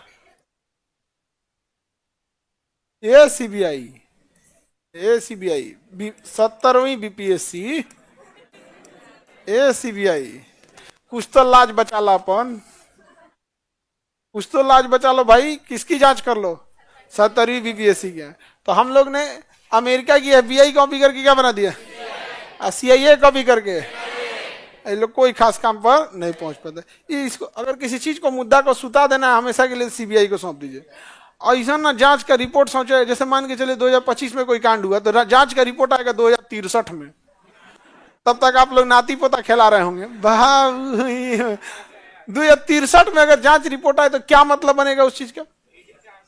हाँ, ईडी यही बनाया गया, समझा गया कि नहीं? ईडी को पावर दिया गया है ना उसको जांच करने के लिए। ऐसे ही ईडी का ही नकल करके पाकिस्तान में एक बनाया गया है, उसका हमको एग्जैक्ट ध्यान नहीं आ रहा। उसी के तहत हमारे चाचा को पकड़ लिया, इमरान चाचा को। इमरान चाचा खत्म, खत्म कहानी कर दिया उसका, बस। वो भी इद्दत के मैटर पे था और ब्याह वाले मैटर पे ऐसा सजा दिया सब उसको कि तबाह हो गए सब। महिला से विवाह कर लिए लोग, और महिला जो थी ना, ऐसा उसको कहा गया था कि महिला बहुत शुभ है, इससे ब्याह करेंगे तो आप प्रधानमंत्री का इलेक्शन जीत जाएंगे। ब्याह किया ना तो जेल चल गया, प्रधानमंत्री की कुर्सी फेंका गई। ये जब हाल है, ये सब ज्योतिष उतिष बात इतना भी ठीक थोड़े। वो सब नाम क्या रखा जाएगा बाबू का, किधर किचन रहेगा, किधर जंगला किधर रहेगा, खटिया किधर बिछा, ये सब के लिए ठीक है। अभी कोई प्रधानमंत्री डिसाइड करने लग रहा है। श्रीलंका का प्रधानमंत्री महिंद्रा राजपक्षे, उसको एक ज्योतिष बोल दिया कि लोकसभा डिजॉल्व कर दीजिए, भंग कर दीजिए, अब मिड इलेक्शन पहले ही करा दीजिए, आप जीत जाएंगे। कराया तो हार गया। उस ज्योतिष के कहने पे ना मिड इलेक्शन करा दिया, और क्या हो गया? हार गया। सोचिए उसको, अब वो ज्योतिष को खोज रहा होगा। हमारा सरकार गिरा दिया तुम। और श्रीलंका का क्या हाल हो गया? अभी तो तबाह तबाह हो गया श्रीलंका। तो ये तो समझ में आ गया ना, एनआईए और सीबीआई। सीबीआई क्राइम की जांच करेगी, एनआईए उसके लिए। आईबी होती है खुफिया एजेंसी के लिए। ये सब घटना के बाद आते हैं, ये लोग घटना के बाद। घटना से पहले आएगी आईबी और रॉ, ये घटना से पहले आते हैं, ये पहले ही बता देते हैं। रॉ, आईबी, इसमें पटना में भी आईबी वाले हैं। हाँ जी, पटना के तो आईबी मुसल्लापुर हाट में 3 को घूमता है सब। क्या बात करते हो? पटना में तो आईबी है, इसके ऑफिस में नहीं लिखा रहता है कि आईबी क्या है, किधर ऑफिस है तुमको जानने की भी जरूरत नहीं है, लेकिन इतना रहो कि इस एरिया में 3 ठो हमेशा घूमते रहता है। उन लोग का ड्रेस विदाउट ड्रेस रहता है, उनके गाड़ी पे भी नहीं लिखा रहता पुलिस, कुछ भी नहीं लिखा है, सिंपल रहता है वहां पे, समझा गया कि नहीं। लेकिन अगर जिस दिन वो ऑफिस में जाएंगे देखोगे बाप रे बाप, कंधा पे स्टार, ये वो आईपीएस, देखोगे यार ये आईपीएस था, इसको तो भिगना पहाड़ी पे चाय पीते देखे थे। समझ आ गया कि, तो ये तो ऐसे घूमते हैं लोग, इनका रॉ वाला को तो इनका वर्किंग प्रोसीजर अलग होता है, रॉ का अलग ही है। तो ये स्पेशली इंटरनेशनल देखते हैं और ये क्या देखते हैं, नेशनल। अंतर समझ में आ गया। तो ऐसा तो कोई बहुत बड़ा चीज है नहीं है। इसके बाद क्या है, राष्ट्रीय ध्वज। राष्ट्रीय ध्वज ये कौन है जी? मोहित कुमार, मेरे मामा सीबीआई में है और मामी मामी आईबी में, सीबीआई आईबी। राष्ट्रीय ध्वज, नेशनल फ्लैग, बस इसमें डेट याद रखना है, राष्ट्रीय ध्वज, इसमें डेट याद रखना है। राष्ट्रीय ध्वज को कब अपनाया गया? राष्ट्रीय ध्वज को कब अपनाया गया? 22 जुलाई 1947। आजादी से पहले ही हमने क्या अपना लिया था? राष्ट्रीय ध्वज। इसकी लंबाई और चौड़ाई में रेशियो 3:2। लंबाई और चौड़ाई में रेशियो 3:2। लंबाई चौड़ाई में अनुपात 3:2। Any problem? 3:2 लंबाई। किसने डिजाइन किया था? पिंगली वेंकैया। पिंगली वेंकैया, पिंगली वेंकैया ने इसे डिजाइन किया था। पहली बार विदेश में झंडा लहराया था मैडम भीखाजी कामा 1907 जर्मनी के स्टुगार्ट्स में। जर्मनी के स्टुगार्ट्स में तो विदेश में झंडा लहराने वाली मैडम भीखाजी कामा, भारतीय स्वतंत्रता की जननी मैडम भीखाजी कामा, मैडम भीखाजी कामा। पिंगली वेंकैया ने डिजाइन किया था राष्ट्रीय ध्वज को। समझ में आ गया कि नहीं आ गया? राष्ट्रीय ध्वज। अब राष्ट्रीय ध्वज के कुछ रूल का नियम कानून होते हैं। राष्ट्रीय ध्वज लंबाई और चौड़ाई में अनुपात तो समझ में आ गया। यहाँ पे ऊपर हो गया केसरिया रंग, सैफरॉन, और नीचे हो गया हरा, हरा रंग हरियाली का, केसरिया बलिदान का। आगे बढ़े, बीच में चक्र। कितने तीलियां होती हैं? 24। कई बार ना इसको बनाने के टाइम ना हरियर का ऊपर कर देता है, सब हरा रंग का ऊपर कर देगा झंडा में, तो ये गलती है, ऐसा नहीं होना चाहिए। झंडा हरे रंग का है, नहीं होना चाहिए ऐसे। तो हरियाली जमीन पे होती है तो नीचे रखो। आसमान लाल हो जाता है कभी कभी, डूबने के टाइम देखना ना, सूरज डूबने के टाइम आसमान के, तो जो आसमान है आसमान पे रखो। सफेद बीच में रहता है, बीच में 24 तीलियां हैं, ब्लू कलर की 24 तीलियां हैं। 24 घंटे हम लोग को चक्र घूमते रहता है, अपने देश के प्रति काम करते रहना चाहिए। ये हो गया आपका राष्ट्रीय ध्वज। मेन याद रखिएगा यहाँ पे, राष्ट्रीय ध्वज के कुछ रूल कानून, नियम कानून होते हैं। इसे कभी भी सूर्यास्त, सूरज ढलने के बाद नहीं फहरा। आप फहरा दिए तो फहरते रहेगा, वो अलग बात है, लेकिन सूरज ढल गया उस समय फहरा रहे हैं, ये गलत है। आपको सूर्य के प्रकाश में ही क्या करना है? फहराना है। फहर गया तो अलग चीज है, नहीं समझे? लेकिन ये नहीं कि 9 बजे रात के भाई झंडा फहरा रहे हैं आप, उस नहीं, सूर्योदय के बाद और सूर्यास्त से पहले, यानी सूर्य के प्रकाश में ही फहराना है। पहले एक रूल था कि आप मतलब केवल सरकारी बिल्डिंग पे झंडा रहेगा, ऐसे था। अब तो प्राइवेट पे भी लगा सकते हैं, बस सबसे आपको उसकी सम्मान, पूरी इज्जत उस तरह से करना पड़ेगा। यदि किसी उसमें क्या नाम है, जुलूस में झंडा ले जा रहे हैं, तो झंडा ले जाने वाला ध्वजवाहक सबसे आगे रहेगा। और अगर 50-60 आदमी है झंडा लेकर, तो बीच में रहेंगे ही रहेंगे, लेकिन उसमें एक व्यक्ति सबसे आगे झंडा लेके रहना चाहिए। अब 50-60 आदमी है तो ध्वजवाहक सब, तो जो मुख्य ध्वज होगा वो कहाँ रहेगा? सबसे आगे। मुख्य ध्वज जो सबसे बड़ा होगा सबसे आगे रहेगा। अब ध्वज लेने वाला भी व्यक्ति कितना देर तक ध्वज रखेगा? अगर थक गया और अकेले ले जा रहा है तो कंधे पे वो रखेगा, तो कभी भी वो बाएं कंधे पे नहीं रख सकता, कहाँ रखेगा? दाहिने पे। और ये ध्यान रखे कि दाहिने कंधे पे इतना ना झुका दे कि पीछे का हमारा जो है जमीन पे टच करे, वो हमेशा कहना कैसे होना चाहिए? दाहिने। हमारे भारत में यदि कोई विदेशी आ रहे हैं, राष्ट्रीय अध्यक्ष आ रहे हैं या विदेश का कोई आ रहा है, तो उनके बगल में भी झंडा रखा जाता है। तो भारत का झंडा हमेशा दाहिने रहेगा भारत में। अब पता चल गए कि आप चल गए अमेरिका में, कहने लगे हमारा दाहिने रहेगा। भाई अमेरिका गए हैं तो अमेरिका का रूल फॉलो कीजिए। समझ में आएगी नहीं आ गया? लेकिन भारत में अगर 2 झंडे को रखना है तो भारतीय झंडा कहाँ रहेगा? कहाँ पे? दाहिने साइड में रहेगा। समझ में आ गया? और कंधे पे रखना है तो?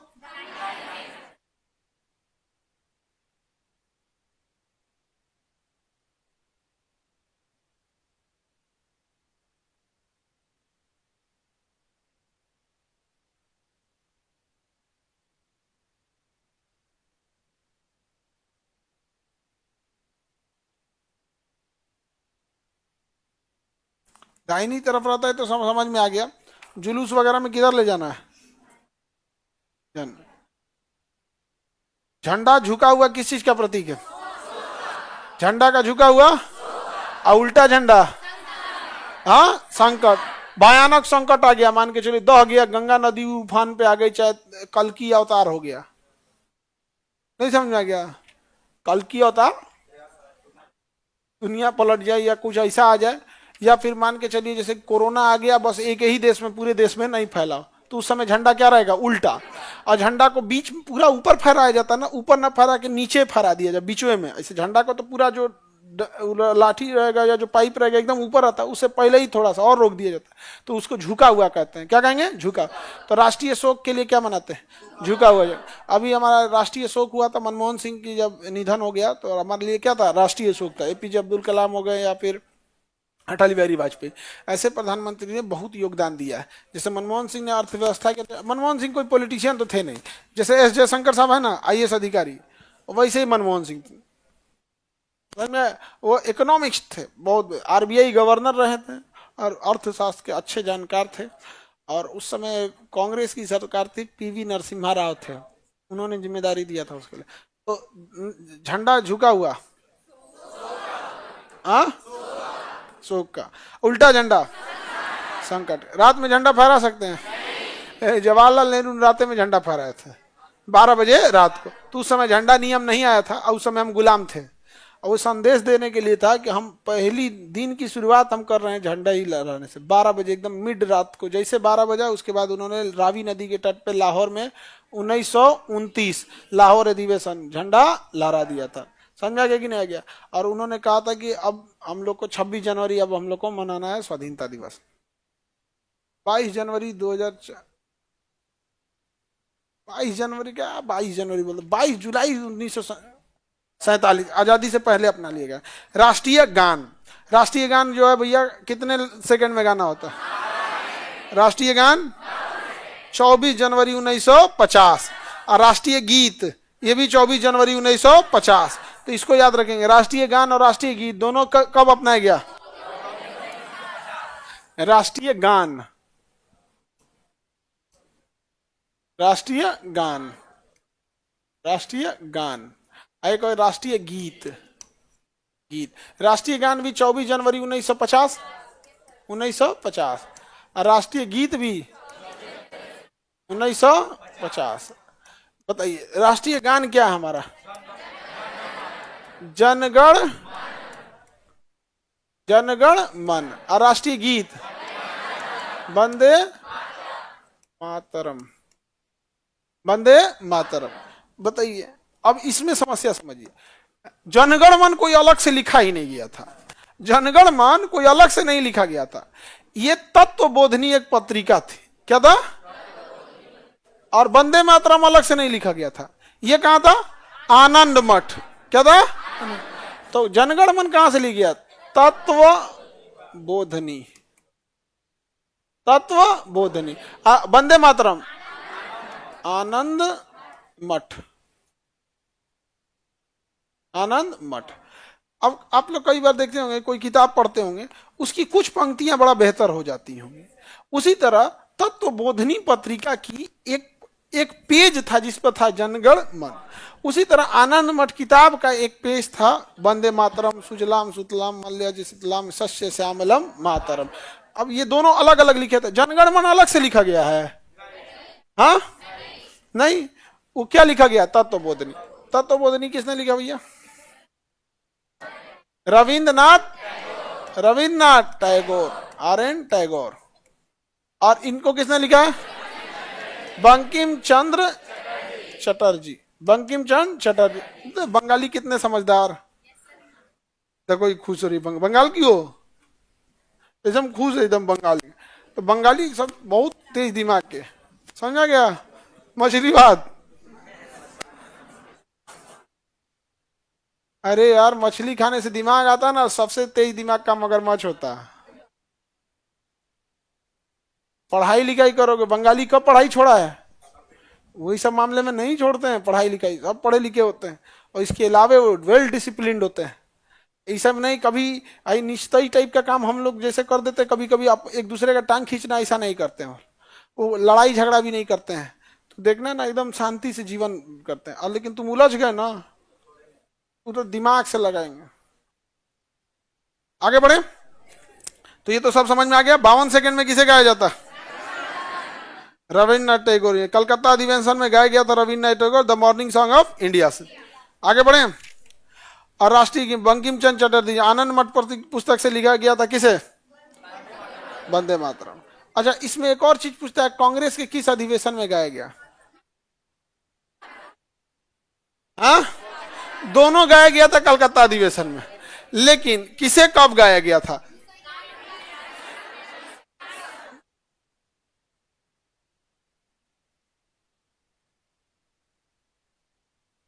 कलकत्ता अधिवेशन में गाया गया था 1911 में, जनगण मन। 1911 कलकत्ता अधिवेशन में। आइए, 1896, 1896, 1896, कोई दिक्कत?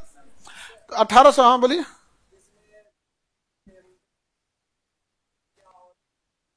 हाँ, अपडेट होते रह गया, उसको संविधान सभा ने स्वीकार कर लिया। अभी जो हम लोग झंडा दे रहे हैं, पहला मॉडल थोड़ी है, 25 गो मॉडल बना था।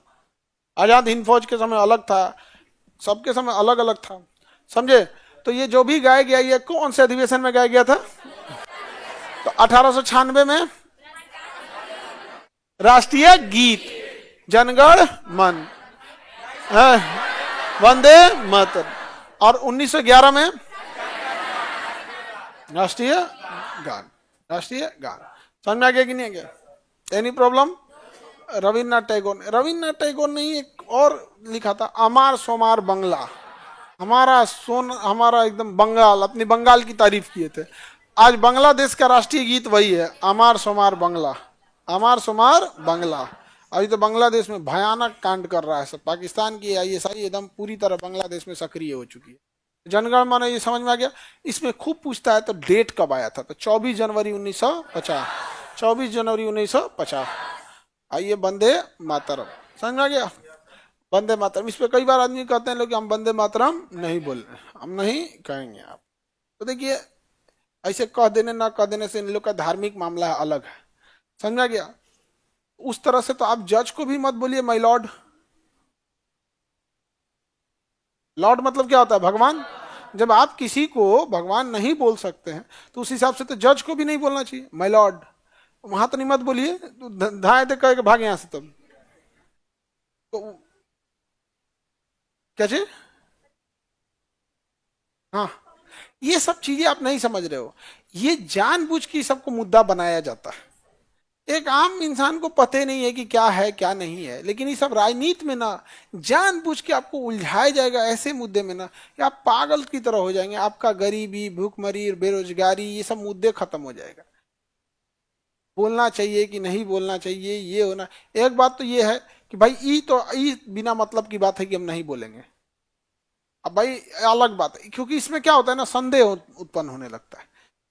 इससे होगा कुछ नहीं। ऐसा नहीं है कि हम बोल दिए तो बहुत बड़ा देशभक्त हो गए, या किसी को जनगण मन गा दिया तो बहुत बड़ा देशभक्त हो गया, लेकिन बिना मतलब का एक संदेह हो जाएगा, फिर एक नया मुद्दा के लिए तैयार हो जाएगा। तो मोदी जी कहें, अच्छा आप वंदे मातरम नहीं बोलते हैं, तो मातरम मतलब मातृभूमि। तो उन्होंने कहा कि रुक बती तो तेरा रुक रुक, वंदे भारत, वंदे भारत। ये बताओ हमारी मातृभूमि क्या है? भारत। तो वंदे मातरम और वंदे भारत में कोई अंतर है? बताइए, बराबर है। तो हम वंदे मातरम नहीं बोलेंगे, लेकिन वंदे भारत बोलेंगे। ये चीजें बिना मतलब की राजनीति का एक खुद पीस रहे हैं और दूसरे को पीस रहे हैं। अब मोदी जी भी बहुत होशियार है, कहीं ये सबसे तो हमको बहुत एक जो जो एकदम अजब टाइप का व्यक्ति है, उसका तो वोट इसी सब मुद्दे से आ जाता है। जो पढ़ाई उड़ाई नहीं किया है, वो सब लोग का वोट इस तरह से आ जाता है, आ जाता है। बाकी स्मार्ट सिटी, गंगा साफ, ये सब के नाम पे थोड़ा मिडिल क्लास का वोट आ जाता है। और जो ढेर पढ़ लिख लेता है, वोटे नहीं डालता है, तो उसको मनाने की कोशिश नहीं किया जाता। तो भाई जो बात वंदे मातरम में है, वही बात वंदे भारत में है। तो इसमें तो हमको लगता है कुछ लोग कहेंगे कि हम इसमें बैठबो नहीं करेंगे। ऊ का किए हैं कि हर गली गली चलाएंगे उसको। नहीं समझ में आ गया? इनका प्लान है कि कुछ 2030 में ही बतिया बोलते, हम पहले ही बता दिए। उसका नाम काय लिए रखा गया है? वंदे भारत। समझ में गया कि नहीं गया?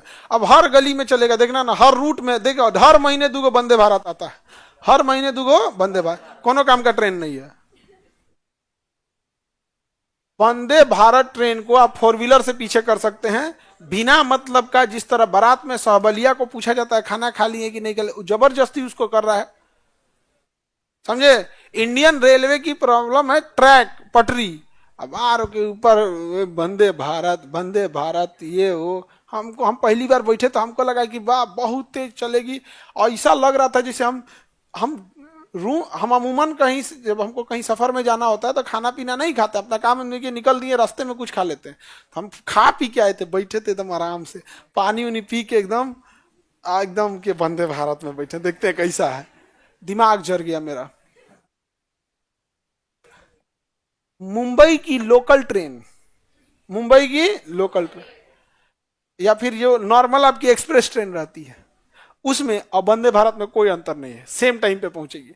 बशर्ते उसको ये है ना कि वो निकलेगी तो सारी ट्रेन को रोक दिया जाएगा, अरे इसको जाने दो, जाने दो, जाने दो। रेल मंत्री दिखाना चाहते हैं कि अच्छी ट्रेन है, हमको भी पता अच्छी नहीं है, लेकिन जाने दो, जाने दो, जाने जाने दो, जाने दो। ए मुगल सराय रोक, बनारस रोक, 15 को ट्रेन, 10 स्टेशन खाली कर, खाली कर इधर, अरे पैसेंजर उधर, राजधानी ये मालगाड़ी है, फेंक दो खेत में इसको। सब खाली कर, खाली कर, खाली कर, वंदे भारत, हाँ वंदे भारत, दादा दादा दादा चल गया वंदे भारत। यहाँ पे हम जो दिल्ली और जयपुर का होगा उसको हम कहते हैं कि तुम दिल्ली से जयपुर, तुम शताब्दी से जाओ, वंदे भारत से जाओ, फोर व्हीलर से, अपनी गाड़ी से जाओ, अपनी गाड़ी से पहले पहुंचोगे। समझा गया? क्योंकि नितिन गडकरी ने इतना बेहतरीन सड़क बना दिए हैं कि हमारे रेल मंत्री के रेल से अच्छा है। सैल्यूट ऐसे मंत्री को, नितिन गडकरी साहब क्या सड़क बना दी है वहां पे ना, इतना जबरदस्त सड़क हो गया है ना कि सड़किया, आपको पता है सड़किया पे अब उनका क्या कहना है, लेकिन बिहार में नहीं बना पाए। हाजीपुर छपरा 4 लेन उनको चमका दिया सब। अब की अभी बिहार में इलेक्शन है ना, नितिन गडकरी साहब भी आएंगे, उनको भी आएंगे, उनको कहा जाएगा कि ये जो हाजीपुर वाला है सब, हाजीपुर छपरा 4 लेन, ये 2 बार इसको पैसा दिया गया है, दोनों बार पैसा खा गया है सब। हाँ, सरकार की हिम्मत बोल दे, बात का सरकार केवल लाठी मारेगी बीपीएससी वालों को। बस री एग्जाम नहीं हो ना, री एग्जाम नहीं हो तो फिर ये लोग उंगली नहीं कैसे कर देता, उंगली काट के रह जाएंगे, काश करा दिए रहते। इतना तो पोल नहीं खोलता ये आदमी। हमको भी पता है कि पुल गिरता है तो जो क्यों नहीं उस पर कार्रवाई हो पाती है। समझ आ गया कि नहीं आ गया? उसका कितना कमीशन किसको जाता है ये सब पता रहता है, बाई नेम बताएगा आदमी, बाई नेम। हमको कौन चीज, अब हमारे बच्चों को अगर आप इंसाफ नहीं दिला पाए, हमारी पहचान किससे? आप लोगों से। जब आप ही को कोई रुला दिया तो उसकी आंसू कैसे नहीं निकलेगा? अब आप ही को कोई रुला दिया तो होता है यहाँ पे कैसे? तुमको क्या लगता है खिलवाड़ जो पुल गिर जाएगा? हाँ, अब सपोज करो हम आपसे कहते हैं कि एक समोसा लेके आओ, तो अमूमन समोसा का रेट पटना में 10 है कि कितना है, 10-15 रुपया, मान के चलो 10 रुपया एवरेज, एक समझाने के लिए बता। पटना में मार्केट रेट समोसा का 10 रुपया, हम तुमको कहें 10 रुपया समोसा लाओ, और रस्तुए में हम अपने एक आदमी को कह दे कि 5 रुपया हमको कमीशन चाहिए, तो 5 रुपया हमको कमीशन दे देगा। अब बीचवा में जो कमीशनवा पहुंचाया है वो फ्री में गलत काम करेगा, वो कहेगा 1 रुपया हमको को चाहिए, तो 6 रुपया तो हम कर उहे मार दिए। तो जो समोसा लाने गया है वो कहेगा भाई हमको भी तो कुछ बचना चाहिए, हम फ्री में काम कर रहे हैं, तो 1 रुपया वो मार देगा। 3 रुपया में कौन समोसा आएगा? हाँ, बस ना मैदा के बीचवा में खड़ा आलू लेके आ जाएगा 3 रुपया में। अब हमारी हिम्मत है जो बोल सके कि खराब समोसा लाए हो? हाँ, हम ही तो लिए हैं सबसे ज्यादा, कभी बोल सकते हैं नहीं? तो री एग्जाम अगर यदि नहीं हुआ, अगर री एग्जाम नहीं हुआ, so ready for worst condition. समझ में कि नहीं गया? आपके डिपार्टमेंट में लोग भले आपके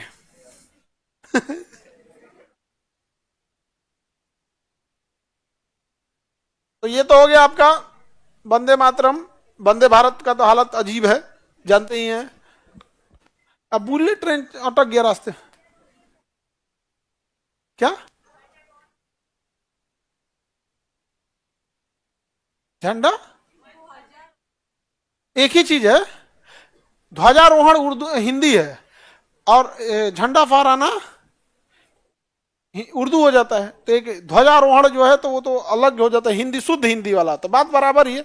झंडा तोलन, ध्वजारोहण, ये सब चीज हो जाता है यहाँ पे। झंडा समझ में आ गया। एक धार्मिक झंडा होता है, सब पताका बोला जाता है, उसको क्या कहा जाता है? पताका, झंडा। आगे बढ़ जाए, एनी प्रॉब्लम?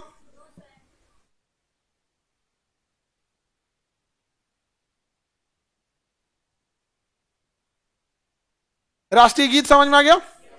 राष्ट्रीय गान आप लोग को याद होना चाहिए, नहीं याद है तो हमारा हम थोड़े आपको बैठा के याद कराएंगे।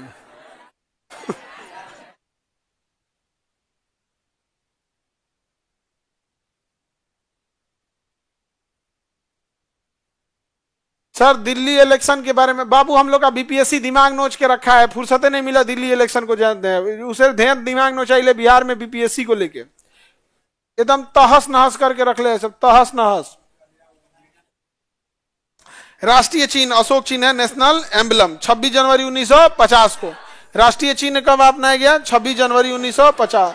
राष्ट्रीय चिन्ह 26 जनवरी 1950, राजेंद्र प्रसाद के साथ ही। क्या चीज है भैया? अशोक स्तंभ। राष्ट्रीय चिन्ह क्या हमारा? अशोक स्तंभ। क्या है भैया? अशोक स्तंभ है। अशोक स्तंभ जो है उसमें कितने शेर दिखते हैं? हाँ दिखते हैं, कितने हैं? हाँ 3। इसके नीचे लिखा होता है सत्यमेव जयते, सत्यमेव जयते। देवनागरी लिपि में क्या लिखा है? सत्यमेव जयते। सच की हमेशा जीत होती है, सत्य की हमेशा। Delay justice deny justice. देर से मिला न्याय अन्याय के समान होता है। देर से मिला न्याय किसके बराबर होता है? अन्याय के बराबर होता है। तो हम लोग ने कितने शेर दिखते हैं? 4 को इसको दिख गया। होते कितने हैं? 4। दिखते कितने हैं? 3।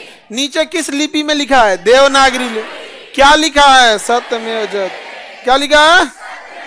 सत्यमेव जयते। याद रहेगा? सत्यमेव जयते। और उसमें 2 नीचे जानवर का भी चिन्ह है, एक सांड और एक घोड़ा। सांड और घोड़ा। घोड़ा प्रगति का चिन्ह है और जो सांड होता है वो मेहनत का चिन्ह होता है। प्रगति का हो जाता है घोड़ा। समझ में आ गया कि नहीं आ गया? इसका लोगों अच्छा यहाँ पे तो है, यहाँ देखिए सत्यमेव जयते। नीचे एक चक्र बना होता है, यहाँ एक घोड़ा होता है, एक सांड होता है, नीचे सत्यमेव जयते, सत्यमेव जयते। तो सब लोग देखा होगा जी, हेड टेल किए होंगे बचपन में। तुम हैंडीकेप काहे टहल रहे हो? स्पीड डॉट करने लगा तो तुम टहलने लगेगा बीच क्लास में। बैठा कहाँ था?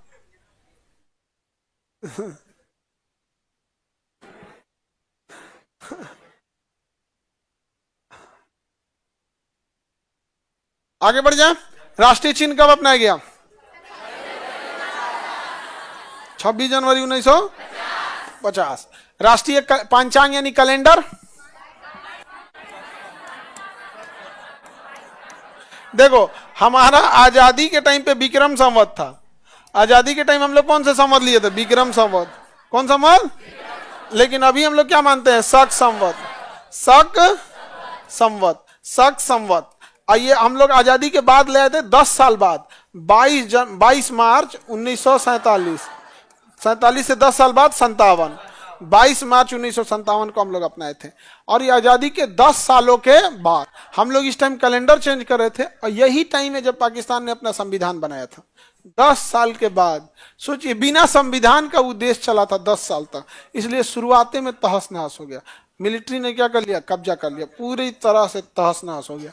अभी जब मिलिट्री कब्जा कर ली तो मिलिट्री अपने आप की इज्जत बनाए रखने के लिए हमेशा लड़ाई करते रहेगी, क्योंकि अगर शांति का समय आएगा तो लोग मिलिट्री को उतना याद नहीं करेंगे, क्योंकि शांति के समय मिलिट्री अलग होती है।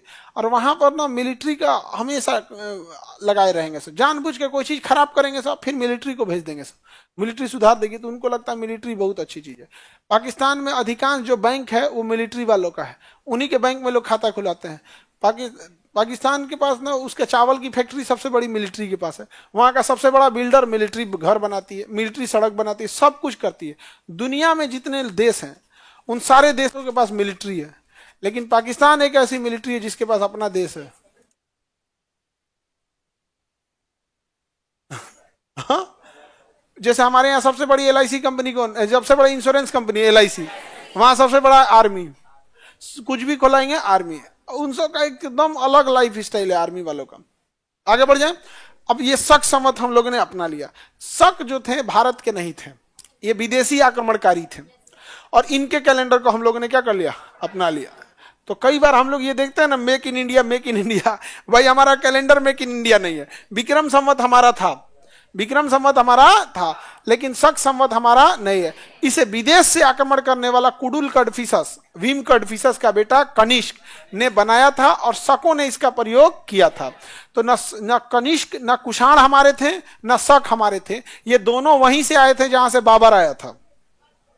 मध्य बाबर भी वहीं से आया था, दोनों वहीं से आए थे सब। ये सब बहुत पहाड़ी एरिया होता है ना, वहां पे मजबूत मजबूत सब होते हैं सब।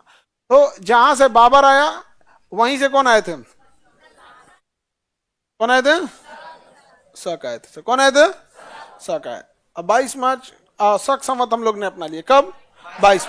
इसलिए देखिएगा, तो 22 मार्च से ही दिन चालू होता है ये हिंदी मीडियम वाला। हिंदी मीडियम नहीं है, कैसा है, चैत बैसाख जेठ आषाढ़ सावन भादो अश्विन कार्तिक अगहन पूस माघ फागुन। अभी माघ चल रहा है, फागुन आने वाला है। माघ चल रहा है ना अभी, अब फागुन आ जाएगा तो फागुन में क्या मनाएंगे लोग, होली का त्योहार। और उसके बाद फिर चैत से स्टार्ट हो जाएगा, चैत से फिर चैत पहला महीना क्या हो जाता है, चैत, चैत बैसाख जेठ आषाढ़ सावन भादो अश्विन कार्तिक अगहन पूस माघ फागुन, याद रहेगा। अभी जैसे गांव वगैरह में देखेंगे तो आज भी बूढ़े बुजुर्ग जो लोग हैं वो यही वाला महीना बताते हैं, कार्तिक चल रहा है तो ये चल रहा है वो चल रहा है, तो ये वाला अभी हम लोग को बुझाता है ये सब महीना, समझ में नहीं आता है। आप एक तो ये बूढ़े लोगों का ये समझ में नहीं आता है, और किराना के दुकान वाला जो हिसाब लिखता है ऐसे ऐसे करके दुकान नहीं समझ आए, और जानबूझ के लिखता है किताब बुझाई तब ना मोलाई करबो जानबूझ के लिखता है, सब हिंदी में लिख देगा जानबूझ के, ताकि क्या लगेगा, समझ में आएगा तब ना आप मलाई करने जाइएगा। और उसको दोनों आता है लेकिन जानबूझ के लिखेगा वही वाला। टेडी डे है, टेडी डे माने अच्छा भलुआ उसियरवा, हाँ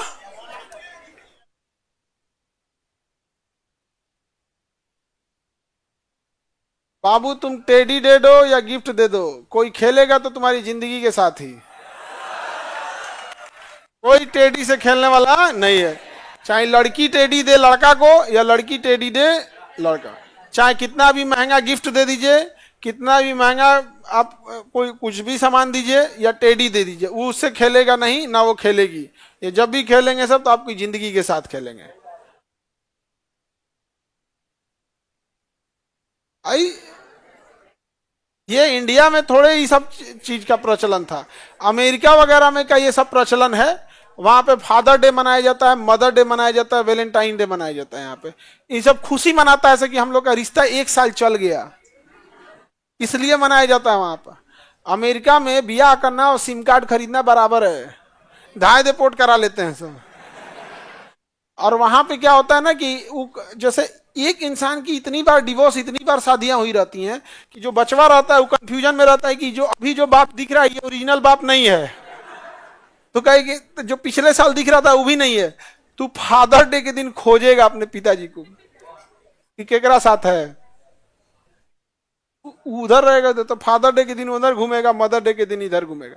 हमारे यहाँ तो भाई हर साल रिन्यूअल का सिस्टम ही नहीं है, हमारे यहाँ तो 7 फेरा लिया 7 जन्म के लिए, और हर साल अपडेट करने की जरूरत इसमें नहीं है। उधर में हर साल अपडेट करना होता है। टेडी मनाएगा, टेडी, और वो भलुआ को बोला जाता है, बनरा जो नहीं बैठा रहता है।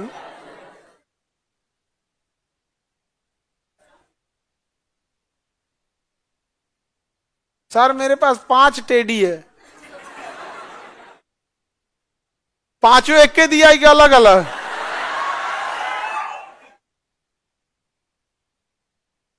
चाहे खरीद के रख ले होगा। लाइका सब सब गिफ्ट खरीदता है। एक बार आगे को हम बड़ी मार मारे थे टेडी डे के दिन। हा? आज भी टेडी दे, आजो पीटे हैं को। हाँ अरे जी टेढ़ी डे के दिन तो हम सच में सबको, तो अब इसका मतलब हर साल का रिकॉर्ड है हम पीटेंगे, जबकि पता नहीं था उसको सुबह पीट दिए। हमको लगता है टेढ़ी डे का मतलब होता है पिटाइए, पिटाई हमारे हाथ से पिटाइबे करेगा। ये सब भाई पढ़ाई लिखाई कर दो, ये सबसे कोई मतलब नहीं बनेगा। आगे बढ़े। राष्ट्रीय पंचांग साख संवत कब अपनाया गया? 22 मार्च 1957। अब 22 जुलाई 1947 को ध्वज, और 24 जनवरी 1950 गीत और गान, गीत और राष्ट्रीय चिन्ह 26 जनवरी 1950। बाकी तो याद रहेगा, राष्ट्रीय ध्वज में कितने तिरंगा होता है, चिन्ह अशोक स्तंभ, राष्ट्रीय गान, गीत, मुद्रा रुपया, राष्ट्रीय पुस्तक भारत पुरस्कार, भारत रत्न पितामह महात्मा गांधी, वाक्य सत्यमेव जयते, लिपि देवनागरी, राजभाषा हिंदी, खेल हॉकी, फूल कमल, मिठाई जलेबी, पेय पदार्थ चाय, पशु बाघ, पक्षी मोर, पशु हाथी, जलीय जीव डॉल्फिन, नदी गंगा, वृक्ष बरगद, कैलेंडर साख संवत, शपथ तो सबका अलग अलग होता है। राष्ट्रीय दिवस 26 जनवरी, 15 अगस्त, 2 अक्टूबर। ये तो बच्चों की चीज है, तो याद रहेगा आप लोग। हालांकि हॉकी वगैरह ये सब को ऑर्गेनाइज नहीं किया गया है, ऐसे मान्यता नहीं दिया गया। राष्ट्रीय मिठाई जलेबी वगैरह सबका, अभी सब छोटा छोटा चीज तुम लोग खुद ही याद रखो। इसको मिटा के पूछें, बताइए।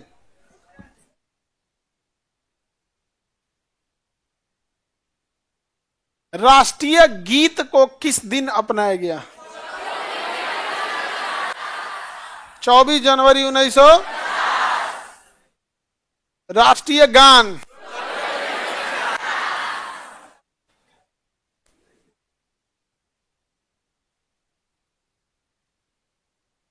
राष्ट्रीय चिन्ह, राष्ट्रीय पंचांग,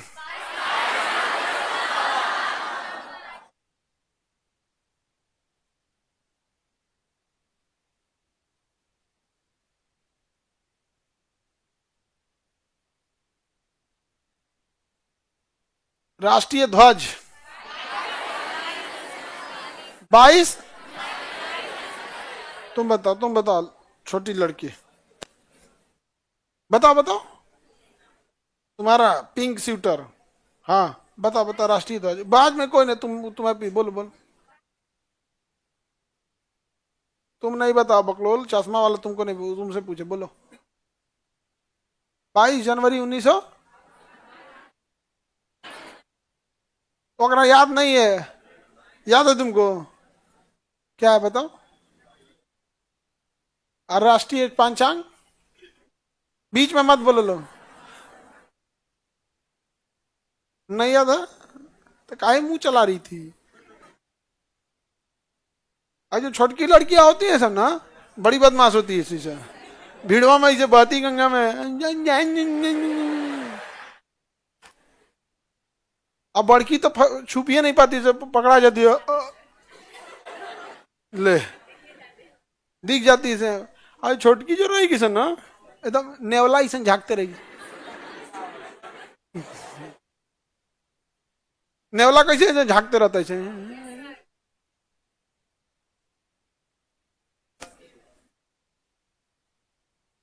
आगे बढ़ जा।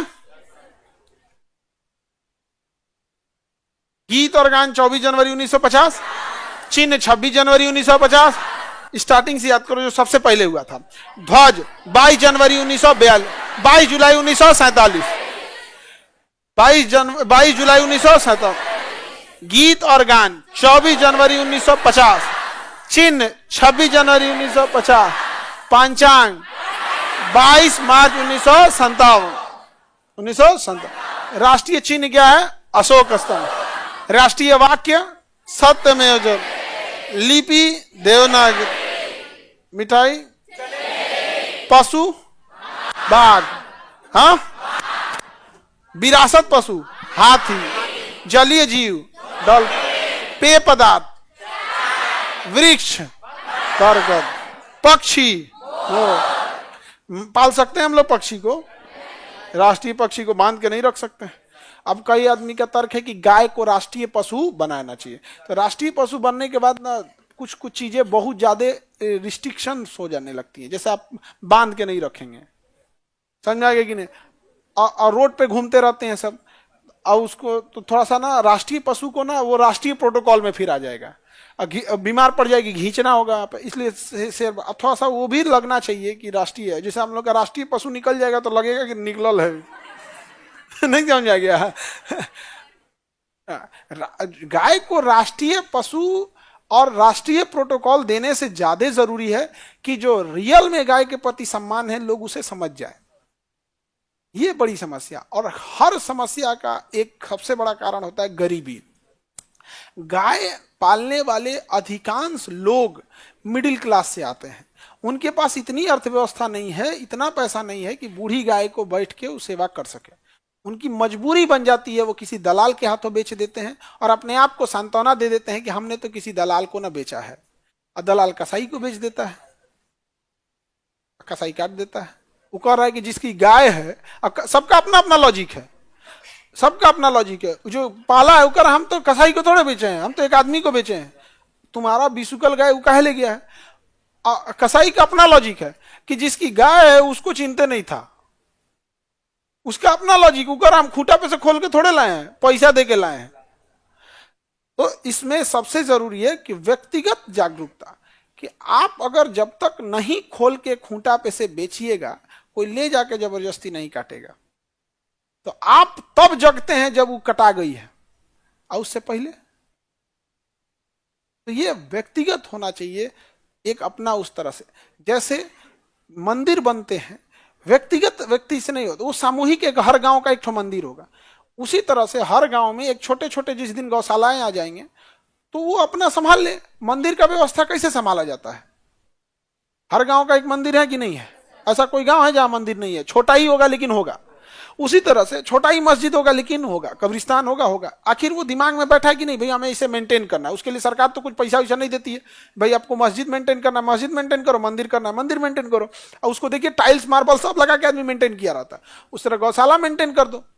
पहली रोटी गाय की हर आदमी निकाल देगा, एक रोटी बनेगा बाहर में, भर गांव से एक रोटी निकल गया, हर गांव का छोटा छोटा गौशाला आएगा, उसमें कम ही गाय रहेगी, 10 20 50, तो मैनेजमेंट भी ठीक रहेगा। एक एक रोटी गाय की निकलते जाएगा, वहां पहुंच जाएगा, सबका वो कर दो। कैसे पंडित जी लोग को देते हैं या फिर मस्जिद वगैरह में जाता है। तो ये सामाजिक चेतना का विषय है। इसको बहुत ज्यादा नियम कानून से करेंगे ना, तो सपोज कीजिए कि आप बहुत बड़ा चारागाह भी बना दें, उसमें पैसा लूट लेगा सब। मिड डे मील आदमी को खाने वाला तो छोड़बे नहीं कर रहा है सब, उसमें पैसा लूट ले रहा था। गाय का भूसा छोड़ेगा सब? कभी नहीं। आप कभी कभी कुछ गौशालाओं को देखिएगा, कसाई से बुरी स्थिति में रखा है सब। एक गाय थी जिसका ये कमर टूट गया था, वो 3 या 4 दिन में मरी थी। कितना तड़प के मरी होगी 3-4 दिन में। वो तो कसाई मारता है 5 मिनट में, वो तो और बुरा मार दिया होगा। आप पटना के में रह रहे हैं, आप कुछ गाय को देखिएगा प्लास्टिक खा के, और जब बीमार पड़ेगी ना उलट जाएगी चौराहे पे, और उसको तब तक नहीं ले जाएगा जब तक मर के अब महकने ना लग जाए। आप देखे होंगे, हम तो ऐसे आपको ऐसे थोड़े कह रहे हैं, कोई कहानी सुना रहे हैं आपको, अक्सर देखते होंगे कोई भाला मार दिया है, कोई चोट लग गया है, कहीं गाड़ी से टकरा गया, कट गया है, खून गिर रहा है, कोई मतलब नहीं है। तो जो विषय सामाजिक चेतना का है, उसे सामाजिक चेतना फैलाने की जरूरत है। बहुत बड़े पैमाने पे हम लोग करेंगे तो उसका मैनेजमेंट चाहिए, एक अधिकारी चाहिए, जांच के लिए चाहिए। यहाँ पर सिंपल हो जाना चाहिए कि नहीं होना चाहिए। और जैसे प्रसाद कोई चढ़ाने आ रहा है उसमें डाल दो। और गांव में मेंटेन करना इजी है, शहर में मेंटेन करना मुश्किल है। शहर में चारा ही अवेलेबल नहीं है। गांव के लोग में ही नहीं, गांव के लोगों का दिल बहुत बड़ा होता है। कोई खेत में कुछ बोया जाइएगा ना तो इतना उठा के दे देगा, नहीं दे देगा। यहाँ शहर में तो कौन चीज लिखा है? दरवाजे पे लिखल है कुत्तों से सावधान पहले ही लिख के रख ले, डाबर में पूछ ले, हाँ हल्ला कर देगा आदमी, मांगे वाला चल जाएगा, जाओ छोड़ दो यहाँ पे। और वो सब ऐसे मांगने उगने वाले को देख के और भौंकने लगता है सब, क्योंकि उसको अलग टाइप का दिखने लगता है। ये सामाजिक चेतना का विषय। तो राष्ट्रीय पशु हमारा क्या है? बाघ। बाघ। तो गाय को राष्ट्रीय पशु बनाने का जो लॉजिक दिया जाता है, अब क्या है कि ना आप अब कहीं बात बोलिएगा ना, तो जो कम पढ़े लिखे लोग हैं बड़ी तेज उड़ते हैं, हे होना चाहिए तो भाई कर लो, हम मना किए हैं। अब अगर बाय द वे ये होना भी चाहिए तो हम शिक्षक और आप विद्यार्थी कर पाएंगे? ऊपर जिनको करना है वो करेंगे, फिर खरीद बिक्री नहीं कर सकते हैं। राष्ट्रीय पशु के लिए रूल हो जाएगा ना कि आप राष्ट्रीय पशु को खरीद बिक्री नहीं कर, बाघ खरीद सकते हैं, मोर पाकिस्तान में मोर पाल सकते हैं, राष्ट्रीय पशु नहीं है। पाकिस्तान में मोर वगैरह, चाइना वाला तो मोर खाता है सब। अरे वो कुछ भी खा जाता है सर, वहां पे वो कुछ भी खा जाएगा सर। कुछ दिन में हमको लगेगा अपने बूढ़े बाबा दादा को भी खाएगा सर कि दादा चलिए 4 सीटी में तो जइबे करेंगे हम। आगे कल समझा दे, कल केस स्टडी, हाँ पीडीएफ देंगे। पीडीएफ नहीं मिला था ना, इसीलिए केस स्टडी आज नहीं बताएं।